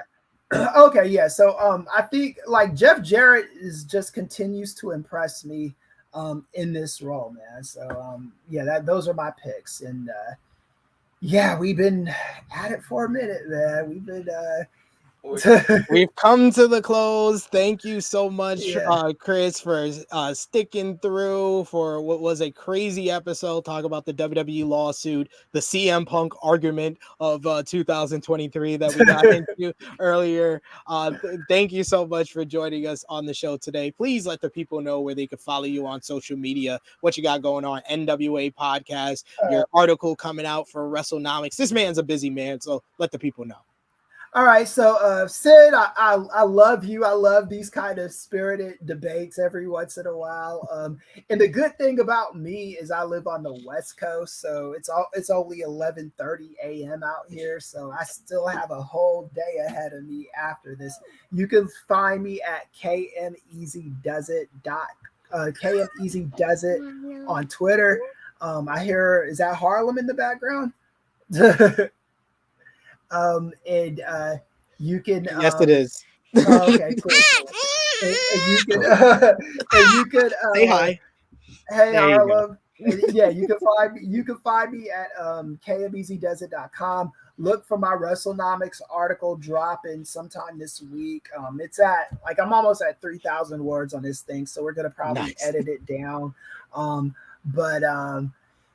Yeah, man, wrestling is crazy right now. So thanks for the support. And Sid, thank you for letting me on this week. It was greatly appreciated. Nah, thank you for joining me, good brother. Always appreciate you. So go out of your way, support Kris on everything he's doing. His article on WrestleNomics that's going to be dropping, NWA podcast with him, Nate Milton, Andrew Thompson. Always great stuff at Post Wrestling, my favorite podcast over on that network, that platform, doing great stuff over there. And you can follow me on the Twitter machine at Tru Heel SP3. Follow the gang, Facebook, Twitter, and Instagram at Tru Heel Heat. Like StatKing said earlier, check out Tru Heel Heat Sports. We're closely approaching 400 subscribers over there. I'll be back with Chris G on Monday for Tru Heel Heat Check, talking about the first round of the NBA playoffs and previewing the second round. My Los Angeles Lakers in the second round. Patreon.com/Tru Heel Heat, $3 a month, more exclusive content. I might be dropping something a little bit special on there for New Japan Pro Wrestling fans, so check it out over there. And we got the latest week in the Tru Heel Heat Prediction Championship, and check out all the great stuff that's on the channel right now, especially my interview with former Impact World Champion, former NWA World Heavyweight Champion Nick Aldis, that is up right now. And tomorrow at 11:05 a.m. Eastern Time is Serving Facing Heels with Miss Chrissy Love and Stephanie Hypes, talk about this week in women's wrestling. But thank you so much to everyone joining us in the chat. You guys have been amazing. Thanks for all the feedback, all the responses to everything we talked about on tonight's show. And remember, everyone can have an opinion, and we are all here for the conversation. So drop the thumbs up, share it with your friends, comment down below if you're watching on demand, and subscribe if you are new. For Professor Kris, for Stephanie Hypes, for the StatKing, it is me, your Tru Heel Phenom SP3. This has been Tru Heel Heat 223, drafting a men's and attorneys. We are signing off on